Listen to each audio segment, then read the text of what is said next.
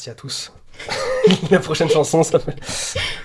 Bonjour à tous, bienvenue dans le racontage, l'émission où de sinistres inconnus vous racontent mal une histoire préalablement bien racontée dans un livre. Je m'appelle David, je suis en compagnie de Clara. Salut Clara. Bonjour David et bienvenue au Trublion littéraire, amoureux des mots et des histoires qu'on raconte autour du feu, et à toutes celles et ceux qui écoutent le podcast pour s'endormir.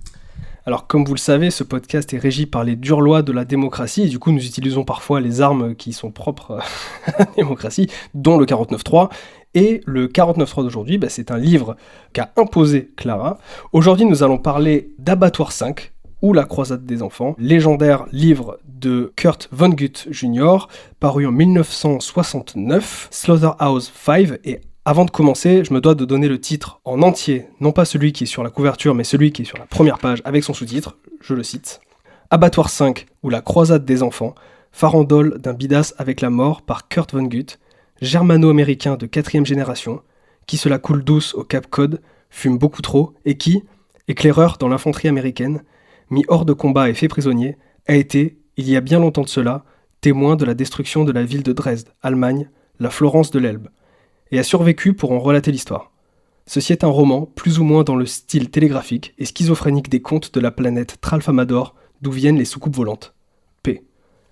Bon, vous conviendrez qu'on va l'appeler juste Abattoir 5 à partir de maintenant, mais ça donne quand même le ton de l'œuvre. Générique.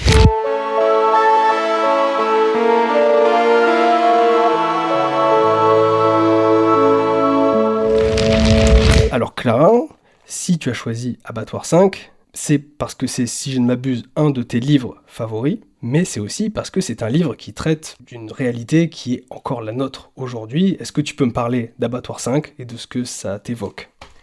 Alors oui, Abattoir 5, c'est mon livre préféré. En fait, j'avais imaginé plein d'introductions, et il faut savoir que celle-ci, elle m'a demandé vraiment beaucoup de temps, parce qu'il fallait, autant que faire se peut, choisir les bons mots. Et c'est toujours particulièrement difficile de parler d'un livre qu'on aime. Moi, je voulais parler de la manière dont j'ai découvert ce livre, du temps qu'il m'a fallu pour le lire, parce que ça revêt un aspect presque intime. Et comment on peut faire un podcast littéraire sans parler de notre relation particulière avec l'objet de notre lecture? C'est pas possible. Quand on parle bouquin, on parle de beaucoup de choses. On parle de l'histoire du livre, du temps historique durant lequel il est écrit. On parle de nous et on parle aussi du temps historique durant lequel le podcast est enregistré. À plusieurs reprises dans le podcast, on a parlé de la guerre et je pense qu'on a bien su montrer que la littérature est politique. On peut pas parler d'un livre antimilitariste comme l'est Abattoir 5 sans parler des événements qui sont actuellement en cours en Palestine. Et là, je cite Amnesty International qui dit « Les conclusions sont claires.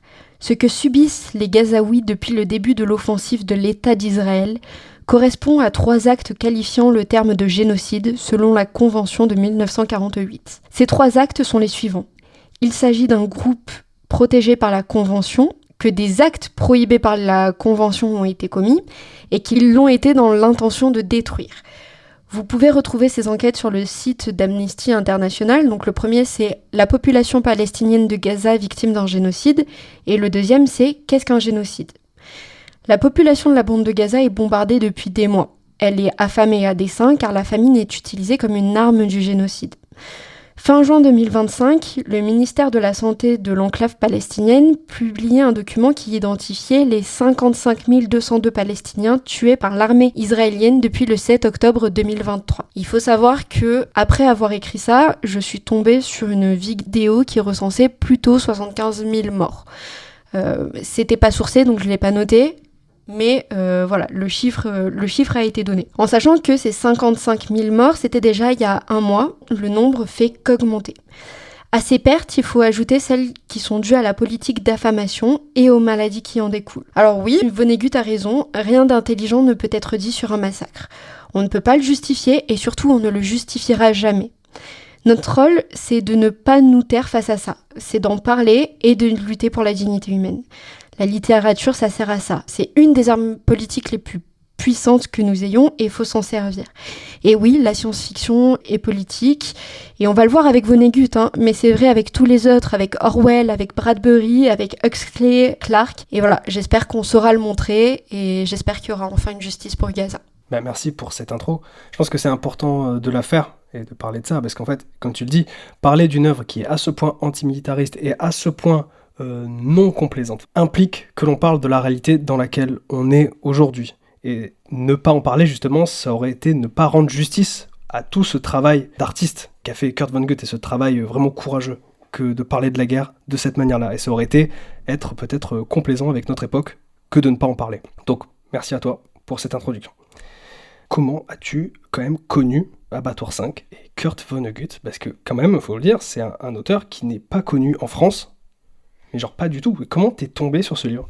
Alors, je suis tombée dessus complètement par hasard en découvrant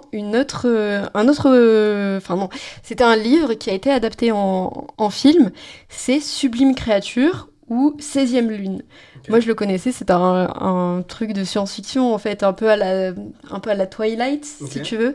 Simplement, il y en a un qui est humain et l'autre c'est une sorcière. Bref, et le personnage principal, donc c'est Ethan, il me semble.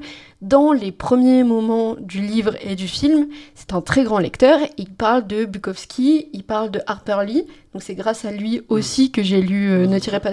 Exactement. Et à un moment donné, il parle de Abattoir 5. Et moi, quand j'étais jeune, j'avais 12 ans quand le film est sorti à peu près, parce qu'il est sorti en 2013, il me semble. J'ai pas fait de suite le lien, mais c'est comme une œuvre d'enfance, donc c'est une œuvre qui nous suit. Je l'ai vu il y a quelques années de ça maintenant, et j'ai noté toutes les références. Donc j'ai tout lu, évidemment. Et il y a des bouquins que, quoi qu'on fasse, ils nous suivent. Donc moi, je le connaissais sans le connaître, ce bouquin, depuis que je suis enfant. Je l'ai lu. Il m'a vraiment beaucoup touchée, surtout que je l'ai lu à un moment où je rendais des papiers sur l'antimilitarisme et sur les protestations contre la guerre du Vietnam. Okay. Donc voilà, et en fait, ça nous suit. J'en ai discuté avec beaucoup de monde et j'ai eu envie d'en parler avec tout le monde parce qu'il est juste très bien écrit, qu'il est très fort et que vous allez voir qu'il est réussi de bout en bout. Ouais, ça c'est vraiment le truc. Alors, moi je connaissais pas du tout, j'en ai entendu parler un peu avant que tu m'en parles il y a 1 an, et du coup c'est toi qui m'as quand même donné le déclic pour que j'aille le lire, et j'ai été vraiment marqué par le bouquin, et je l'ai été encore plus à la deuxième lecture, donc la lecture que je viens de faire pour faire ce racontage de mon côté. Je trouve que c'est un livre qui est vraiment fou, qui est chaotique, c'est peut-être le roman peut-être le plus fou, le plus chaotique justement qu'on n'a jamais abordé dans ce podcast. Pour commencer ma critique, j'aimerais juste faire un ad personam total. J'avais jamais regardé à quoi ressemblait Kurt Vonnegut. J'ai tapé, il a une classe de fou. Il a un flow de malade. Je me suis dit déjà, en fait, il a la tête de ce qu'il écrit. Déjà, je me suis dit, putain, tu m'as pas déçu sur ta tête. Et je me dis que depuis le début de cette émission, on a souvent parlé d'autrices et d'auteurs qui avaient un flow de malade. Colette, flow de malade. Toni Morrison, flow de malade. Steinbeck, flow de malade. Melville, hors catégorie. Dante Alighieri, hors catégorie. Bref, voilà. Donc, Kurt Vonnegut ne déçoit pas. Après, pour ce qui est de la critique du livre, je le trouve assez incroyable. Pour ceux qui ne savent pas du tout ce que c'est peut-être dur à la lecture du titre de pré-shot ce qui va se passer dans ce livre, outre le fait qu'on parle de guerre, parce qu'en fait, on sait pas trop quand même, c'est quand même très déroutant. Le livre est extrêmement déroutant, mais ce qui est fort, c'est qu'en fait, ça fait partie de ces œuvres qui réussit tout ce qu'elle entreprend. Et elle entreprend énormément de choses. Ça aurait pu être casse-gueule, ça aurait pu être un livre totalement raté aussi, qui rate tout, et en fait, il réussit tout. Genre vraiment, c'est exceptionnel, que ce soit sur le fond, et le fond, il est quand même très très riche, et la forme, le fond, il y a tout de génial, et en plus, il y a un petit ton un peu, je sais pas comment dire, un peu pince sans rire, un peu, il y a aussi un humour qui se dégage du livre, et qui est vraiment génial. Moi, ça m'a un peu rappelé le cinéma, bon, c'est vraiment une ref à l'ancienne, mais le cinéma de Terry Gilliam, le réalisateur, il faisait partie des Monty Python, et après il a réalisé Brasil, L'Armée des 12 singes, Fisher King, cet humour mêlé de ténèbres quand même, et je me dis, tiens, en fait, le match Terry Gilliam, Kurt Vonnegut, il n'a jamais existé, alors qu'en fait, Gilliam, c'était un grand lecteur, il a adapté Don Quichotte, il a adapté Orwell. Je me suis dit, merde, il y a une réalité où ce film existe, et j'aimerais bien y être. En tout cas, voilà, livre génial. On va commencer le racontage. Juste avant de commencer, on aimerait également remercier les personnes qui nous ont écoutés le mois dernier, parce qu'on a eu pas mal de nouvelles écoutes, ceux à notre micro-échelle. Donc on a eu quand même pas mal de nouveaux followers, comme dirait ma mère. Donc merci à tous, et on espère que ça vous a plu, que notre modeste format vous a plu, et que vous êtes encore là. Parce que nous, il nous a plu. Il nous a plu, et que vous êtes encore là pour écouter cet épisode 13. On va commencer le racontage. Clara, je te laisse ouvrir le bal. L'histoire qui va suivre est une histoire vraie, plus ou moins. C'est sur cette phrase que je viens de parapher que débute le roman. Une histoire de guerre et d'autres trucs plus ou moins liés, plus ou moins drôles. Ce premier chapitre s'apparente plus à une préface qu'à une partie de la suite. Vonnegut s'impose comme un personnage de son propre récit, ce qui donne au tout des airs autobiographiques. C'est comme ça qu'il raconte son expérience du bombardement incendiaire de Dresde, en Allemagne, durant la Seconde Guerre mondiale. Grâce au soutien financier de la fondation Guggenheim, Kurt Vonnegut retourne à Dresde en 1967, accompagné de son ami de guerre, Bernard V. Auer. Ce voyage marque un tournant dans son processus de création littéraire. Alors qu'ils se dirigent en taxi vers l'ancien abattoir où ils avaient été détenus comme prisonniers de guerre, ils échangent avec le chauffeur, Gerhard Müller, sur la vie en Allemagne de l'Est sous le régime communiste. C'est à cet homme, ainsi qu'à Marie, l'épouse de Auer, que Vonnegut choisira plus tard de dédier Abattoir 5. En signe d'amitié, Müller envoie une carte de Noël à Auer, formulant un vœu simple et universel, la paix dans le monde. On comprend donc que Vonnegut veut écrire un livre sur ses souvenirs, même s'il se questionne sur cette impulsion. Je cite « Je médite sur l'inutilité de mes souvenirs de captivité. Pourtant, quelle tentation d'écrire sur Dresde. » On comprend qu'en fait tout le monde l'a dissuadé d'écrire un livre pacifiste et que les guerres sont tout aussi inarrêtables que des glaciers. Ça, je reprends une citation qu'il y a dans le livre. D'ailleurs, je cite « Même si les guerres ne jouissaient pas de la constance des glaciers, il en resterait toujours cette bonne vieille mort. » Je trouve qu'il y a déjà ce ton un petit peu sarcastique qui saute aux yeux. C'est du coup en voulant écrire ce livre sur ses mémoires et sur le bombardement de Dresde qu'il a repris contact avec ce fameux Auer dont tu parles. Il se remémore ensuite de la libération par les Américains, il se rappelle de ce qui s'est passé après le bombardement, tout ça. Et du coup, pour la rédaction, on comprend qu'il a tenté d'en savoir le plus possible sur le bombardement de Dresde. Il s'est renseigné, ses appels à l'armée de l'air seront restés sans réponse. Petit rappel historique, du coup, le bombardement de Dresde est une attaque aérienne britannique-américaine sur la ville allemande, le 13, 14 et 15 février 1945, causant plus de 25 000 morts, plein de civils. On va pas se mentir, c'est surtout des civils qui ont pris cher, comme d'habitude. Donc, axe intéressant, antimilitariste. Le trauma fondateur de l'histoire est dû à un bombardement allié. Je trouve que ça, c'est déjà le point le plus antimilitariste et le plus marquant de l'œuvre. C'est qu'en fait, il va pas chercher autre chose qu'un truc qui a été fait par sa nation, sur des innocents. C'est très très fort. Donc on suit le narrateur, il va rendre un jour visite à son pote Auer, et les deux parlent de la guerre, tout ça, et ça agace la femme de Auer qui critique la volonté même de faire un livre sur la guerre. Et là je cite ce qu'elle dit, parce que c'est très fort. « Vous allez faire croire que vous étiez des hommes, pas des morveux, et au cinéma, vos rôles seront tenus par Frank Sinatra et John Wayne, ou un de ces sales vieux bonhommes prestigieux, à l'allure martiale.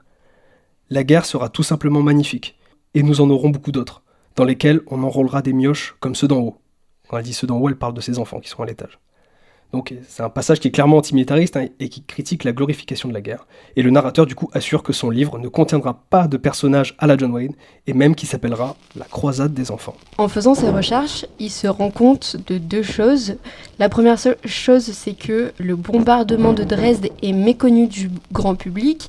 Et la deuxième chose, c'est qu'un précédent bombardement de Dresde a eu lieu en 1960. Et ça, il le lit juste après la rencontre avec Marie Auer dans un livre qui retrace la vraie croisade des enfants. Et voilà, ce bombardement a eu lieu en 1760. Et point histo numéro 2, on le note, la croisade des enfants est le nom donné à une croisade populaire vers Jérusalem en 1212 qui se solda en un échec. J'avais jamais fait la recherche sur la croisade des enfants. Pour moi, je pensais que c'était juste une formulation poétique. Non, c'est un vrai truc historique. Ouais. Donc voilà, la croisade des enfants, c'est ça aussi. On verra que ce n'est pas sans lien avec la guerre, avec les militaires. Plusieurs années plus tard, alors qu'il est en train d'enseigner à l'atelier d'écriture de l'université de l'Iowa, qu'il obtient un contrat pour rédiger 3 livres, dont Abattoir 5. Il explique que ce roman est court et désordonné parce qu'il n'y a rien d'intelligent à dire sur un massacre. La nuit précédant son retour à Dresde, il séjourne dans un hôtel à Boston. Là, il a l'étrange impression que le temps se dérègle, comme si quelqu'un manipulait les horloges. Dans sa chambre, il lit un passage de la Bible, celui où la femme de Lot se retourne pour voir les villes en flammes, et, de ce fait, elle est transformée en statue de sel. Et là, il se reconnaît en elle. Lui aussi regarde en arrière, et ça le paralyse. À ce moment, Vonnegut comprend que son livre sera un échec inévitable. Il décide alors, non sans mélancolie, de ne plus jamais se retourner.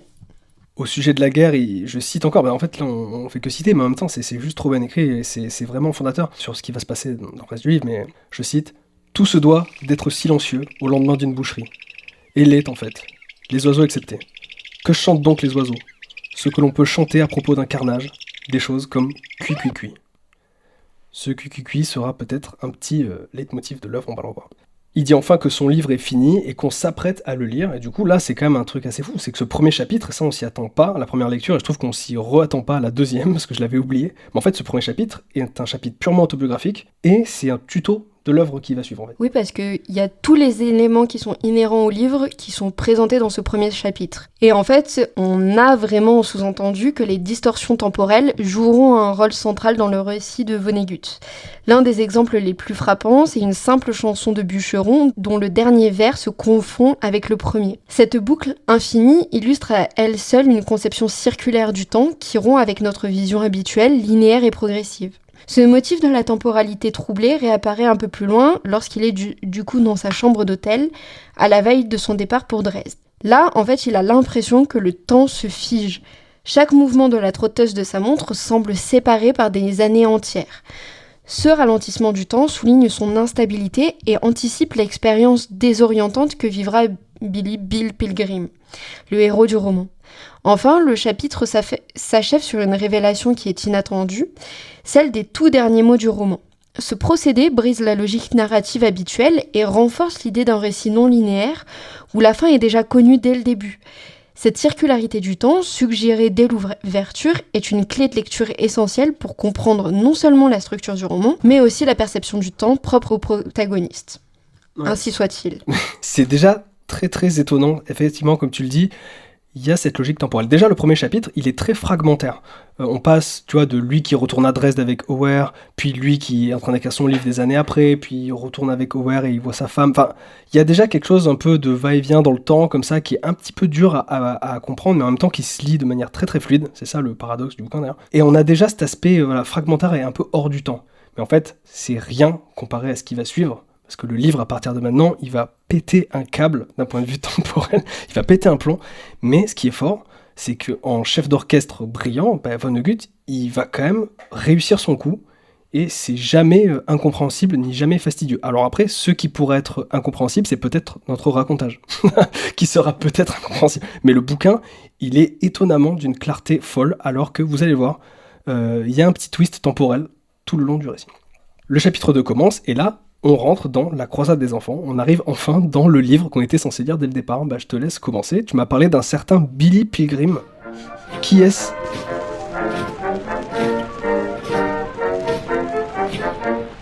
Johnny, get your gun, get your gun, get your gun. Take it on the run, on the run, on the run. Hear them calling you and me, every son of liberty. Hurry right away, no delay, go today. Make your daddy glad to have had such a lad. Tell your sweetheart not... Bill naît en 1922 à Ilium, dans l'état de New York, et grandit comme un enfant chétif, peu sûr de lui. En fait, il est même décrit comme une drôle de mauviette. Après ses études secondaires, il entame une formation d'optométriste, interrompue par son enrôlement pendant la Seconde Guerre mondiale. Envoyé en Allemagne, il en revient profondément marqué, souffrant d'une dépression nerveuse traitée par électrochoc. Une fois rétabli, il se marie, fonde une famille, il a 2 enfants et bâtit une carrière prospère dans l'optométrie. Mais en 1968, un événement dramatique survient. Bill survit à un accident d'avion dans le Vermont. Tandis qu'il se remet de ses blessures, sa femme meurt accidentellement. C'est ça. Ainsi vont les choses, dira-t-il. So it goes, c'est la phrase culte du livre qui apparaît 106 fois, je l'ai lu sur Wikipédia. C'est une sorte de refrain qui va venir dans la narration, ainsi vont les choses. Et en lisant le truc sur Wikipédia, on parle d'une sorte de memento mori, mais c'est vrai en fait, parce qu'en fait il va dire ça à chaque fois qu'il se passe un truc, à chaque fois que la mort fait son taf, et malheureusement elle le fait souvent. Un jour, Billy est allé à New York et est passé dans un talk show radio, et il dévoile avoir décollé du temps, et également qu'il s'est fait kidnapper par une soucoupe volante en 1967, une soucoupe de la planète Tralfamadore, et qu'on l'avait accouplée avec une autre femme terrienne, une actrice au nom de Montana Wildhawk. Barbara, sa fille, sera complètement kécho d'entendre ça et est allé le chercher à New York. Plus tard, dans une lettre à un journal, Billy décrira les Tralfamadoriens. Donc c'est des êtres comme ça qui parlent par la pensée, qui vont en 4 dimensions, tout ça. Et en tout cas, Billy semble avoir depuis assimilé cette compréhension, une compréhension nouvelle du temps. Là, c'est intéressant ce début de chapitre parce qu'en fait, on a fait la vie entière du mec. Ça aussi, c'est un truc étonnant. Et comme tu disais tout à l'heure, on est encore bousculé d'un point de vue temporel. C'est qu'en fait, là, la suite du livre, on va vivre exactement ce qu'on a vécu là. On connaît déjà tous les atours de la vie de ce personnage. On sait tout.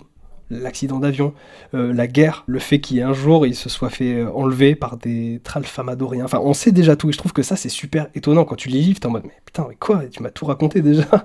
C'est quoi le bail ? Donc, on retrouve Barbara, donc la fille de Billy, qui vient voir son père qui est âgé, tout ça. Elle le pense un peu sénile depuis son accident d'avion. Suite à ça, on retourne en 1944, pendant la guerre, et après une offensive allemande, Billy s'est retrouvé à déambuler sur le champ de bataille avec 3 vagabonds, 3 soldats qu'il a croisés à ce moment-là. Donc il manque de mourir plein de fois, et il est sauvé par ses collègues malgré lui, dont un certain Roland Weary, qui fait partie des vagabonds. Weary, qui est irritant et fantasque, et qui sauve par contre Billy à plusieurs reprises, convaincu que ses gestes renforceront son image un peu glorieuse. Et c'est à ce moment-là que Billy connaît son premier, entre guillemets, décrochage temporel significatif. À ce moment-là, il est appuyé contre un arbre dans la forêt luxembourgeoise, il est épuisé, il est désorienté, et il quitte brutalement le présent. Il flotte entre la lumière violette de la mort et la lumière rouge de la naissance. Il se retrouve soudain projeté dans un souvenir d'enfance. C'est son père le poussant sans ménagement dans la piscine du YMCA pour lui apprendre à nager. À partir de là, les sauts temporels s'enchaînent. Billy se retrouve en 1965 rendant visite à sa mère dans une maison de retraite. Puis en 1958, lors d'un banquet en l'honneur de son fils, Robert. Et encore en 1961, lors d'une fête où il trahit sa femme. Ivre, il s'évanouit et se réveille à nouveau en pleine guerre, réveillé brutalement par Weary. Roland Weary aussi, avant ça, on parle un peu de lui. Et il y a un truc dans ce livre qui est fort aussi, c'est que c'est un livre qui utilise beaucoup la digression. J'ai remarqué, en fait, une espèce de template du livre, c'est il y a une narration, puis le paragraphe d'après, ça va sur un détail ou un personnage. Le paragraphe d'après, ça raconte un petit peu ce qui s'est passé dans le passé de ce personnage ou cet objet, et puis ça revient à la narration. Il y a vraiment un art de la digression comme ça. Et Weary, donc le personnage un peu naze, en fait, dont je parlais, qui était là juste avant, là, et également le seul rescapé d'une bataille qui avait lieu juste avant. Ils se sont fait tirer dessus par un tank, et je veux juste souligner le passage où on raconte le moment où ils se font tirer dessus, parce que c'est juste trop bien écrit. Je cite, « C'était un tigre qu'ils avaient loupé. Il fit tourner son groin de 88 mm en reniflant, débusqua la flèche, cracha, seul Weary en réchappa, ainsi vont les choses. » Donc il y a quelque chose de quand même vachement joueur, chantant avec la prose, mais avec quelque chose de cruel derrière tout le temps. Je trouve que c'est quand même super bien écrit, c'est un peu espiègle. Donc comme tu dis, Billy fait sa première expérience hors du temps, il est TP dans plein de périodes de sa vie, puis il est ramené, comme tu dis, dans la réalité. Weary le secourt encore une fois, Billy il est en mode bah, c'est bon, partez sans moi, tout ça. Weary s'énerve, il lui flanque un coup de pied, et finalement, les 2 éclaireurs qui étaient avec eux, que Weary considère comme ses mousquetaires, ils s'appelaient les 3 mousquetaires, il se surnommait lui-même un des mousquetaires, les lâchent, ils partent, les 2 ils disent allez, ciao, et Weary met en cause Billy et ses absences pour justifier la fuite des éclaireurs. Il est super vénère contre Billy. Donc il se venge en lui cassant la gueule, Billy rigole, c'est une scène un peu absurde et violente, et puis soudain, Weary s'arrête comme ça, il regarde, et puis en fait il se rend compte qu'il y a des soldats allemands qui le regardent, quoi. Le recours au procédé du temps spathique, cette narration non linéaire qui fait constamment basculer Billy d'un moment de sa vie à un autre, produit une instabilité à la fois logique et émotionnelle dans le roman. En tant que lecteur, nous sommes ainsi placés dans une posture similaire à celle de Billy. C'est-à-dire que nous avançons sans repère fixe, ballottés d'un souvenir à un autre, tentant comme lui de retrouver un sens à ce chaos temporel. En dévoilant dès le début les grandes étapes de l'histoire, donc son commencement, son milieu et sa fin, Vonnegut s'éloigne volontairement des conventions narratives traditionnelles fondées sur la causalité, le suspense et le dénouement. Ce choix bouleverse nos attentes, mais il nous permet aussi d'entrer dans une compréhension plus intime de Billy. Nous ne le découvrons pas comme les autres personnages le perçoivent, à travers le prisme du présent ou d'une évolution linéaire. Au contraire, nous on arrive à saisir la totalité de son existence comme un tout, où chaque moment, quel qu'il soit, coexiste avec tous les autres. Et en fait, en rendant cette perception accessible au lecteur, Vonnegut nous invite à éprouver la confusion, la passivité, mais aussi la résignation de Billy. Son errance, qui pourrait sembler absurde ou incohérente dans une narration classique, prend ici un sens plus profond. Elle devient le reflet d'un être qui est marqué par le traumatisme et dont l'existence est morcelée et déroutante, Mais peut-être, justement, c'est plus fidèle à la réalité psychique d'un survivant. Puisque Abattoir 5 pose une question centrale et dérangeante. Que reste-t-il de la dignité humaine dans un siècle marqué par des massacres à grande échelle et par une industrialisation toujours plus efficace de la violence ? Le parcours de Billy Pilgrim, dès ses premiers pas sur le champ de bataille, offre un exemple frappant d'un homme qui est totalement dépouillé de sa dignité. Pour continuer à parler de Billy Pilgrim, on l'a pas dit, mais Pilgrim, ça veut dire pèlerin en anglais. Donc cette notion de pèlerinage, de voyageur, elle va revenir. Il s'appelle pas comme ça pour rien. Tu vois, il voyage dans le temps. Mais, on va le voir aussi, il voyage entre la fiction et l'autobiographie de manière permanente. Bon, du coup, ils se font choper par des Allemands. On entend 2 tirs au loin. On comprend que c'est les 2 éclaireurs qui les avaient quittés précédemment qui viennent de se faire shooter. Ça aussi, c'est ce truc vraiment très propre à l'œuvre, hein, qui est parfois... encore une fois, très pince sans rire, un peu comique, tout ça, mais en fait, quand la brutalité de la guerre doit venir, elle est là. Et là, je trouve que c'est marquant, tu vois, les 2 mecs qui meurent en hors-champ, ça te rappelle que t'es pas là pour rigoler, en fait, tu vois, genre, t'es quand même sur un champ de bataille, quoi. Le caporal allemand vole les chaussures de Weary et les donne à un jeune soldat mal chaussé. Billy et Weary sont dépouillés de tout, hein, et ils sont ensuite emmenés vers une petite maison où sont entassés des prisonniers américains. Et alors, posé entre les prisonniers, Billy repart dans le temps, il ferme les yeux, puis il se réveille dans son cabinet d'ophtalmologie, des années après. La patiente, elle le regarde, elle dit « ça va ?» Et lui, il est en mode « oui, puis il continue sa consultation. On est en 1967, Billy regarde par la fenêtre de son cabinet, il baisse les paupières, et il se retrouve de nouveau dans la maison des prisonniers. Je trouve que les moments hors du temps, ils prennent de court, on sait jamais combien de temps ils vont durer aussi, tu vois. C'est jamais systématique. Et là, c'est le cas, tu sais, ça dure vraiment un passage, tu sais, je me suis dit, tiens, à partir de maintenant, on va le voir en 1967, on va le suivre dans sa vie. Pas du tout. Il recline des yeux, il est de nouveau dans la chambre des prisonniers. Le livre reste profondément imprévisible, tu vois, il y a une logique du jump cut, du battement de cils, entre guillemets, mais qui est jamais facile à concevoir. Moi, je voulais juste rajouter, du coup, pendant qu'il est capturé par les Allemands, parmi les objets confisqués, il y a un des ravisseurs qui découvre une photographie obscène dans la poche de Weary. J'en ai pas parlé, c'est vrai. Et c'est un détail dérisoire qui souligne encore une fois l'absurdité du contexte. Et là, t'as Billy étendu dans la neige qui croit voir une vision presque biblique. Donc c'est Adam et Ève portant les bottes cirées d'un commandant allemand. Mais cette image de pureté et d'origine est immédiatement pervertie par la réalité, puisque Weary est contraint de céder ses bottes à un jeune soldat allemand en échange de sabots de bois grossier. Et en fait, à chaque fois, on a cette quasi-pureté de la guerre qui est très vite contrebalancée. Donc là, on avait la photo obscène, mais c'est aussi la vision de Weary de la guerre et celle de Billy. C'est-à-dire qu'il se surnommait, comme tu le disais, un des 3 mousquetaires, et il a une vision presque héroïque de ce qu'est la guerre.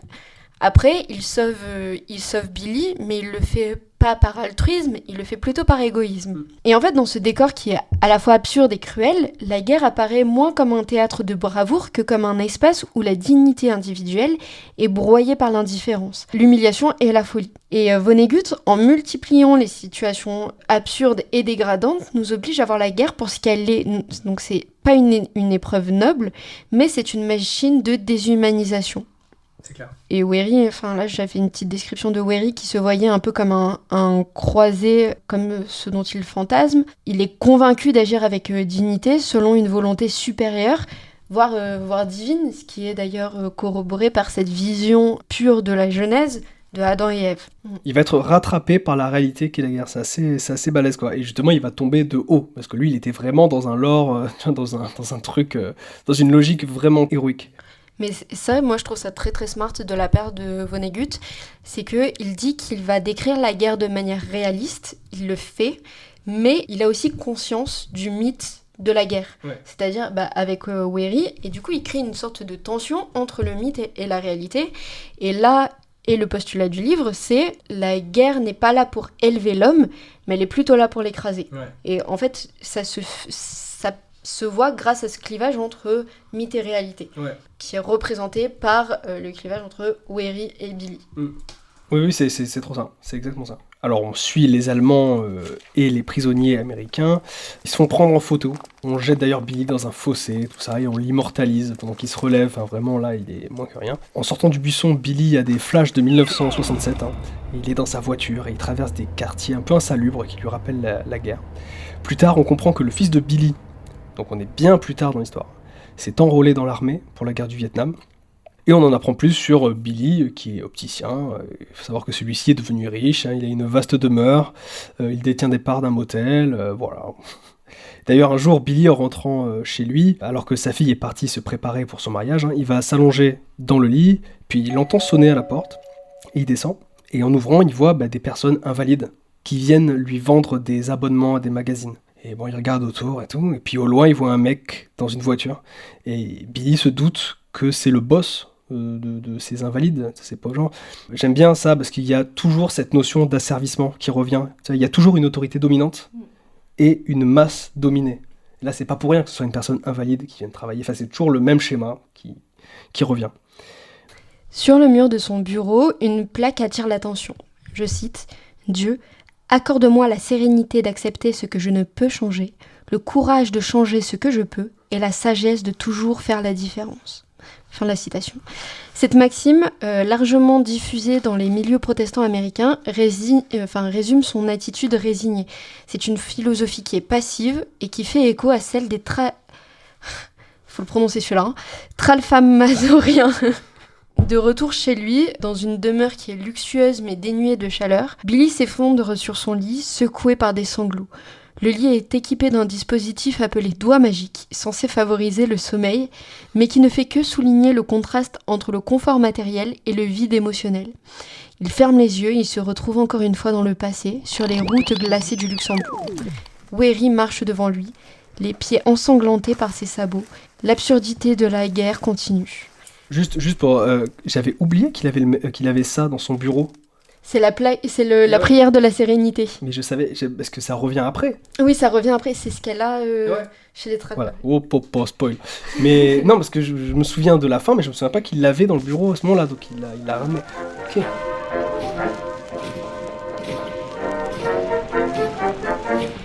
Johnny, get your gun, get your,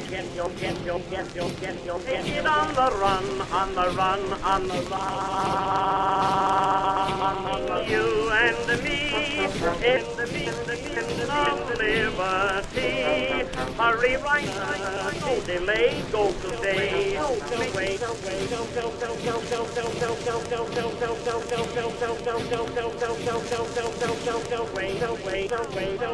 Les prisonniers franchissent la frontière allemande et sont dirigés vers une gare de triage. Un colonel déséquilibré, surnommé Wild Bob, ayant perdu tout son régiment, demande à Billy s'il est l'un de ses hommes. Il lui lance alors cette phrase absurde « si jamais tu passes à Cody dans le Wyoming, demande Wild Bob !» Et dans cette guerre, même les officiers vivent dans un délire de grandeur brisée. Les prisonniers sont ensuite répartis par grade et entassés dans des wagons surpeuplés, où l'on doit dormir à tour de rôle et utiliser un casque pour uriner. Billy est séparé de Weary. Son train reste immobile pendant 2 jours, dans une attente silencieuse et oppressante. Lorsque le convoi démarre enfin, c'est à ce moment précis que Billy effectue un nouveau saut dans le temps. Il se retrouve projeté dans la nuit de son enlèvement par les Tralfamadoriens. C'est une nouvelle rupture temporelle, mais surtout un nouvel effacement du réel. Comme si son esprit cherchait constamment à fuir ce que le monde lui impose. Je tiens à noter un truc, c'est que pendant qu'il parle des wagons et des soldats qui sont entassés, le narrateur va nous dire « J'étais présent » et aussi mon vieux copain de guerre, Bernard V. Auer.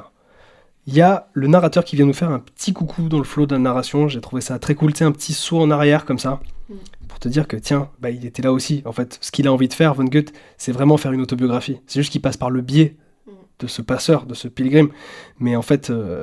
il était là, il était dans ces wagons. Donc comme tu dis, on est en 1967. Alors on retrouve Billy, c'est la nuit du mariage de sa fille. Il n'arrive pas à dormir, tout ça, c'est la night et tout. Il traîne dans la maison, il va picoler dans la cuisine. Je cite, « Il avait 1 heure à tuer avant l'arrivée de la soucoupe. » Donc là, on rappelle que c'est un personnage qui est vraiment omniscient, il sait tout. Il sait que dans 1 heure, il va se faire enlever par une soucoupe volante. Donc il allume la télé. À la télé, il y a un film sur les bombardiers américains. Comme par hasard. Et soudain, il voit une lumière dehors. D'accord, il y va, et il y a une soucoupe volante, en fait, qui l'attend dans le jardin, voilà. Donc il est pressé de monter à une échelle qu'on lui tend, un escalier, là, et Billy monte dans cette soucoupe. Donc il est à bord d'un vaisseau piloté par ce qu'on appelle, depuis le début de ce podcast, des Tralfamadoriens. Et je suis fier de nous, parce qu'on le dit bien depuis le début. Je pensais qu'on galérerait plus que ça. Je t'avoue que je bute. Je me suis entraîné, ouais. Moi aussi, ce matin, devant mon miroir. Les Tralfamadoriens. Donc, c'est qui, en fait? C'est des aliens qui communiquent par la télépathie. Donc, via une machine, ils vont communiquer avec lui et ils vont lui dire « Bienvenue à bord, Monsieur Pilgrim, avez-vous des questions ?» Et Billy va dire « Bah ouais, pourquoi moi, en fait ?» Et eux, ils disent en gros « Bah ouais, c'est bien une réaction de terrien, ça. Pourquoi nous? Pourquoi vous? Pourquoi ce moment ?» Et puis, je cite, ils disent « Le mot « pourquoi » ne veut rien dire. » Ils sont pas totalement tort. La soucoupe quitte la Terre et Billy se réveille de nouveau dans le wagon allemand. Moi, je voulais revenir sur la manière dont on considère et qu'on arrive à comprendre les événements et la temporalité chez Bill Pilgrim. Alors oui, le temps saute, mais ce ne sont pas de simples divagations d'un esprit malade. Si le personnage semble effectivement souffrir de troubles mentaux, le roman suggère que la folie dépasse largement le cadre de sa seule subjectivité. Elle imprègne l'ensemble de l'univers dans lequel il évolue, au point qu'il devient impossible de tracer une frontière nette entre réalité, hallucination et absurdité collective. Vonnegut était à Dresde lors de ce bombardement, et comme tu l'as dit, il devient personnage dans son œuvre. Et en fait, ça lui permet d'évoquer ses propres souvenirs de guerre, et en fait, ça donne du crédit à toute l'œuvre, mais aussi du coup à la scène étrange de l'enlèvement extraterrestre qui est pourtant censé relever uniquement du délire de Billy. Et cette présence récurrente de l'auteur-narrateur dans des scènes invraisemblables brouille les repères habituels du récit réaliste et invite le lecteur à douter non pas de Billy, mais du monde lui-même. L'hallucination de Billy voyant Adam et Ève dans les bottes brillantes d'un commandant allemand n'est pas sans fondement. Un peu plus tôt, le commandant avait lui-même évoqué cette image. L'imaginaire collectif, nourri de symboles religieux et de fantasmes d'innocence perdue, s'infiltre dans les perceptions individuelles. Ce partage de références, même délirantes, montre que les états mentaux des personnages se superposent, formant du coup un univers qui est instable, contaminé par une forme de démence diffuse. Et du coup, dans ce contexte, ridiculiser ou pathologiser les paroles de Billy reviendrait à ignorer que le monde autour de lui est lui aussi profondément déraisonnable. L'illogisme ne vient pas uniquement de son esprit, mais aussi de la société, de la guerre et de la mémoire collective. Le narrateur lui-même, parfois indistinct de Vonnegut, semble pris dans cette sorte de spirale confuse, comme s'il participait à cette folie ambiante. En brouillant ainsi les frontières entre la réalité et le fantasme, Vonnegut nous pousse à interroger non pas la santé mentale de Billy, mais celle du monde qu'il nous décrit. Et justement, là, au moment où il se fait enlever, tac, il se passe plusieurs choses. En passant devant la chambre vide de sa fille, le téléphone sonne. À l'autre bout du fil, un inconnu ivre, ayant composé le mauvais numéro, parle confusément. Billy perçoit dans son haleine une odeur de gaz moutarde mêlée à celle des roses. C'est une image sensorielle qui est extrêmement violente, qui mêle le poison, la guerre et la beauté. Tu disais qu'il regardait un film sur la Seconde Guerre mondiale, mais il est comme décollé du temps et il regarde ce film à l'envers. Et il réécrit mentalement la guerre, donc les avions ne larguent plus leurs bombes, il les récupère. Ah oui, c'est vrai. Les flammes s'éteignent, les cordes déchiquetées sont rassemblées, les armes retournent dans les usines où elles sont démontées. Leurs composants minéraux enterrés dans le sol, hors d'état de nuire. Dans ce renversement utopique du temps, Hitler devient un bébé innocent et l'humanité œuvre à la création d'un nouveau commencement. Adam et Ève. Ce fantasme de rédemption historique, profondément ironique, révèle le désir désespéré de Billy ou de Vonnegut, puisque l'un et l'autre sont identiques, d'annuler la violence irréversible de la guerre. Tu viens aussi de casser la linéarité du podcast, parce que moi, souvent, j'attends la fin pour dropper des analyses, et toi, c'est trop fort, parce que t'arrives à me faire des analyses comme ça, en cours de trucs, parce que why not, c'est comme ça. Donc c'est très intéressant ce que tu viens de dire, et je trouve ça très malin de parler de remettre en cause le souvenir collectif, tout ça, cette espèce de folie globale, et qu'on n'ait pas à fustiger Billy Pilgrim pour vivre ce qu'il vit, mais plutôt questionner autre chose de plus global. C'est très intelligent. On reprend l'histoire, Billy a quitté la Terre, et puis se réveille dans le wagon allemand. Dans ce wagon, personne ne laisse Billy dormir à côté de lui, le voyage est éprouvant, les morts s'accumulent, et le 9e jour, Roland Weary meurt de la gangrène qui attaquait ses pieds, on se souvient, on lui a volé ses bottes. Et il a été rattrapé par cette réalité de la guerre, on le disait tout à l'heure, que en fait, lui qui était dans ses fantasmes un petit peu de soldats, de guerre, de machin et tout, il s'est pris un bon petit taquet dans la gueule, en lui montrant que la guerre c'était aussi un truc d'une bassesse totale de type « file-moi tes bottes », Et il en est mort. Finalement, le train arrive à destination et on sort tout le monde des wagons. Je cite ce passage qui est très bien écrit aussi. « L'unique lueur au dehors provenait d'une ampoule solitaire qui pendait d'un poteau, bien loin, bien haut. Tout était silencieux, à part les gardes qui roucoulaient comme des tourterelles. Et le liquide commença à couler. Des grumeaux s'accumulaient au seuil, tombaient par terre avec un bruit flasque. L'avant-dernière goutte à toucher le seuil, c'était Billy. » Donc il y a une comparaison qui est assez forte, je trouve, des prisonniers en un seul liquide pâteux qui sort comme ça du wagon. Je souhaite juste revenir sur la mort de Wery. Pourquoi ? Parce que ça va avoir un impact sur le reste de l'histoire, enfin surtout sur son dénouement. Oui. C'est que Wery, juste avant de mourir de la gangrène, il accuse Billy d'être responsable de sa mort. Et en fait, on a un autre prisonnier qui s'appelle Paul Lazaro. C'est un minable voleur de voitures qui vient de l'Illinois. Il lui promet de venger. Voilà. C'est vrai. Ça reviendra peut-être. C'est vrai. Oui, c'est vrai que ça, c'est set-up dès ce moment-là. Moi, je l'ai noté beaucoup plus tard, mais en fait, non. Wery, dans le wagon, c'est vrai, il va fustiger Billy Pilgrim en disant c'est lui, c'est la cause de tous mes maux, tout ça. Et il y a des gens qui le prennent au sérieux, dont ce Lazaro. Il faut savoir que dès le premier chapitre, on a ce trope, puisque Vonnegut dit, je cite, ainsi qu'un autre qui menaçait de faire descendre ses ennemis personnels par des tueurs à la fin des hostilités. Ah, c'est au début ça ? C'est dans le premier chapitre. Spoiler. Spoiler alert. Donc vraiment, chapitre 1 nous donne toutes les clés c'est vrai. Pour comprendre ou essayer d'appréhender un petit peu son livre. Mais peut-être que vous n'avez pas encore compris de ce qui se passe après. On vous set up.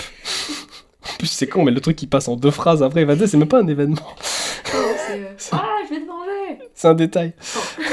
Nous sommes liquides. Voilà, c'est tout. Alors, du coup, ils sortent du train en 44, on les dirige dans le camp. On pense à ce moment que Billy va nous ramener au vaisseau des Tralfamadoriens. Je trouve qu'il y a un truc, alors je l'ai pas noté exactement ce qui m'a fait penser à ça, mais tu sais, en lisant, je me suis dit, tiens, ça y est, il y a encore une digression. Et non, je cite, « On était bien sur Terre. Il s'agissait du poste dépouillage par où passaient tous les nouveaux prisonniers. Billy a fait ce qu'on lui disait, s'est déshabillé. Les premières instructions reçues à Tralfamador étaient identiques. » Donc là, je trouve que c'est un petit rappel que la digression n'est pas un échappatoire dans le livre non plus. Tu vois, genre en mode, non, rappelle-toi que c'est pas en fermant les yeux que tu vas aller dans un monde meilleur ou quoi que ce soit. Là, t'es dans un camp de concentration et en fait, t'y es, quoi. Ça rajoute au côté imprévisible de l'œuvre. Tu vois, encore une fois, tu te dis, tiens, est-ce qu'on va systématiser le présent, passé, futur, machin ? Pas du tout, pas tout le temps, tu vois. Là, il ferme les yeux, on croit qu'il va bouger, pas du tout. Bref, voilà, les Allemands, ils le douchent, ils douchent les prisonniers, ils désinfectent les vêtements. Je cite encore une fois, « Pendant ce temps, les uniformes des Américains s'imprégnaient de gaz désinfectant. Les poux, les microbes, les puces crevaient par milliers. Ainsi vont les choses. » Donc là, il y a un parallèle quand même avec le bombardement, genre même eux se font bombarder, quoi. Billy se revoit bébé, là il bouge, et puis il se revoit opticien, et puis il se retrouve de nouveau dans le vaisseau Tralfamadorien. Il se demande où il se trouve et comment il est arrivé là.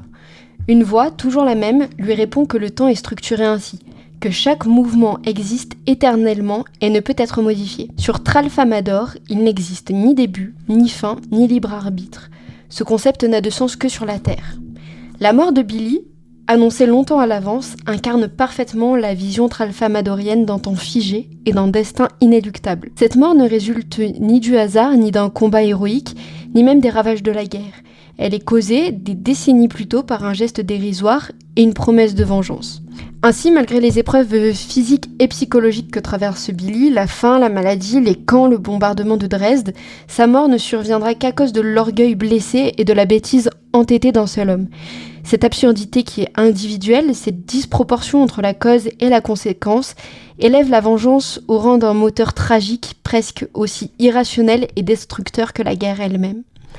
Dans la logique du roman, la mort n'a rien de glorieux. Elle est souvent le fruit d'un enchaînement grotesque d'ignorance, de petites humiliations et de rancunes personnelles.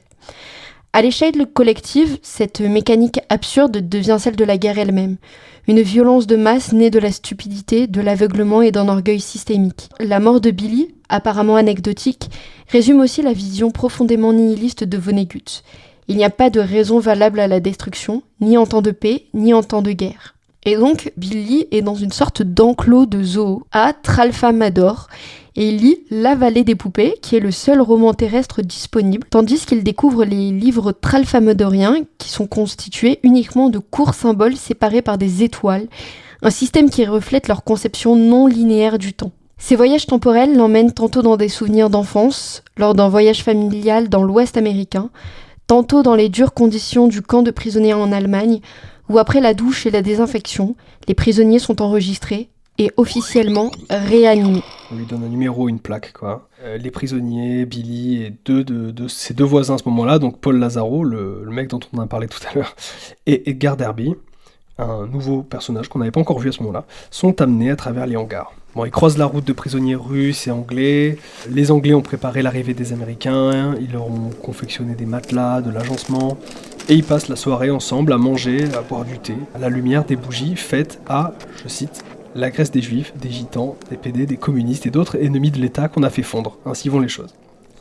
Toujours ce retour, tu vois, genre encore une fois, ce retour à une réalité vraiment sèche au détour d'une phrase, et en plus dit avec une telle décontraction comme ça, là, c'est trop fort. Et là où c'est aussi très très fort, c'est que du coup, ils mangent, ils sont hébergés chez des officiers britanniques qui sont hyper généreux, hein, donc ils mangent même à la bougie, cette fameuse bougie qui est, voilà. Ouais. Et par contre, ce qu'il dit, et c'est très réel, c'est qu'on pourrait fantasmer sur l'hospitalité des Alliés, mais Vonnegut dit qu'ils sont dégoûtés par l'état misérable de leurs hôtes. Et on rappelle que ces hôtes-là, ils étaient derrière les lignes allemandes, ils ont vécu l'horreur eux aussi. Ouais. Et donc malgré cette générosité qui est, c'est l'hospitalité, la fameuse hospitalité biblique, j'en parle parce que Vonnegut en parle tout le long de son roman, il y a toujours des allusions bibliques. On a ce dégoût en fait qui est sous-jacent et qui, encore une fois, ruine cette pureté originelle. Ouais, je suis d'accord. Et ça rejoint aussi toute cette fin de livre, où encore une fois, on l'a spoilé, mais on le sait dès le départ si on connaît l'histoire, même si c'est un événement qui est absolument pas connu, mais le bombardement de Dresde est le point culminant de l'œuvre, encore une fois, c'est un bombardement fait par des forces alliées. Donc en fait, il y a toujours ce truc en mode, en fait, t'es jamais bien à la guerre, en fait, t'as pas d'amis, en fait. Bon, du coup, il mange, puis Billy, je ne sais plus comment, il finit par avoir un peu une crise de nerfs, puis il est emmené à l'hôpital de ce camp, donc en gros il y a 6 lits, donc voilà, il est mis sur un lit, on le pique à la morphine, et puis il sera surveillé par ce fameux Edgar Derby. Alors Billy se réveille dans un asile en 1948, 3 ans après la guerre, où il aurait a priori perdu les pédales lors de sa 3e année d'études d'ophtalmologie. On rappelle que tout ça on l'a déjà dit dès le premier chapitre, dès le 2e chapitre, pardon. Tout a déjà été dit. Les médecins soupçonnant que c'est à cause de son père qu'il avait jeté dans la piscine étant enfant...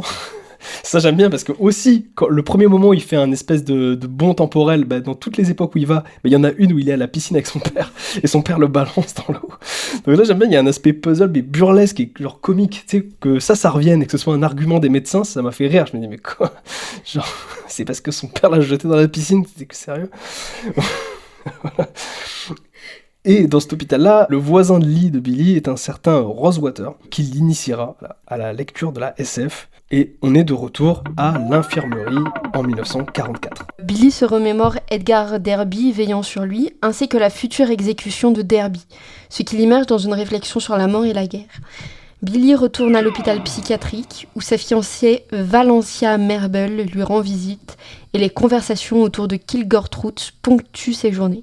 Kilgore Trout, c'est un auteur de romans de science-fiction, c'est un auteur un peu marginal, mais j'ai quand même l'impression que Kilgore Trout est quelque part aussi Vonnegut. Ouais, clairement. Il y a quand même des liens qui sont faisables entre...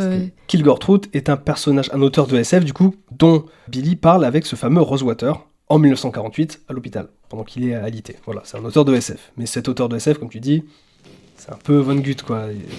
C'est un peu Vonnegut.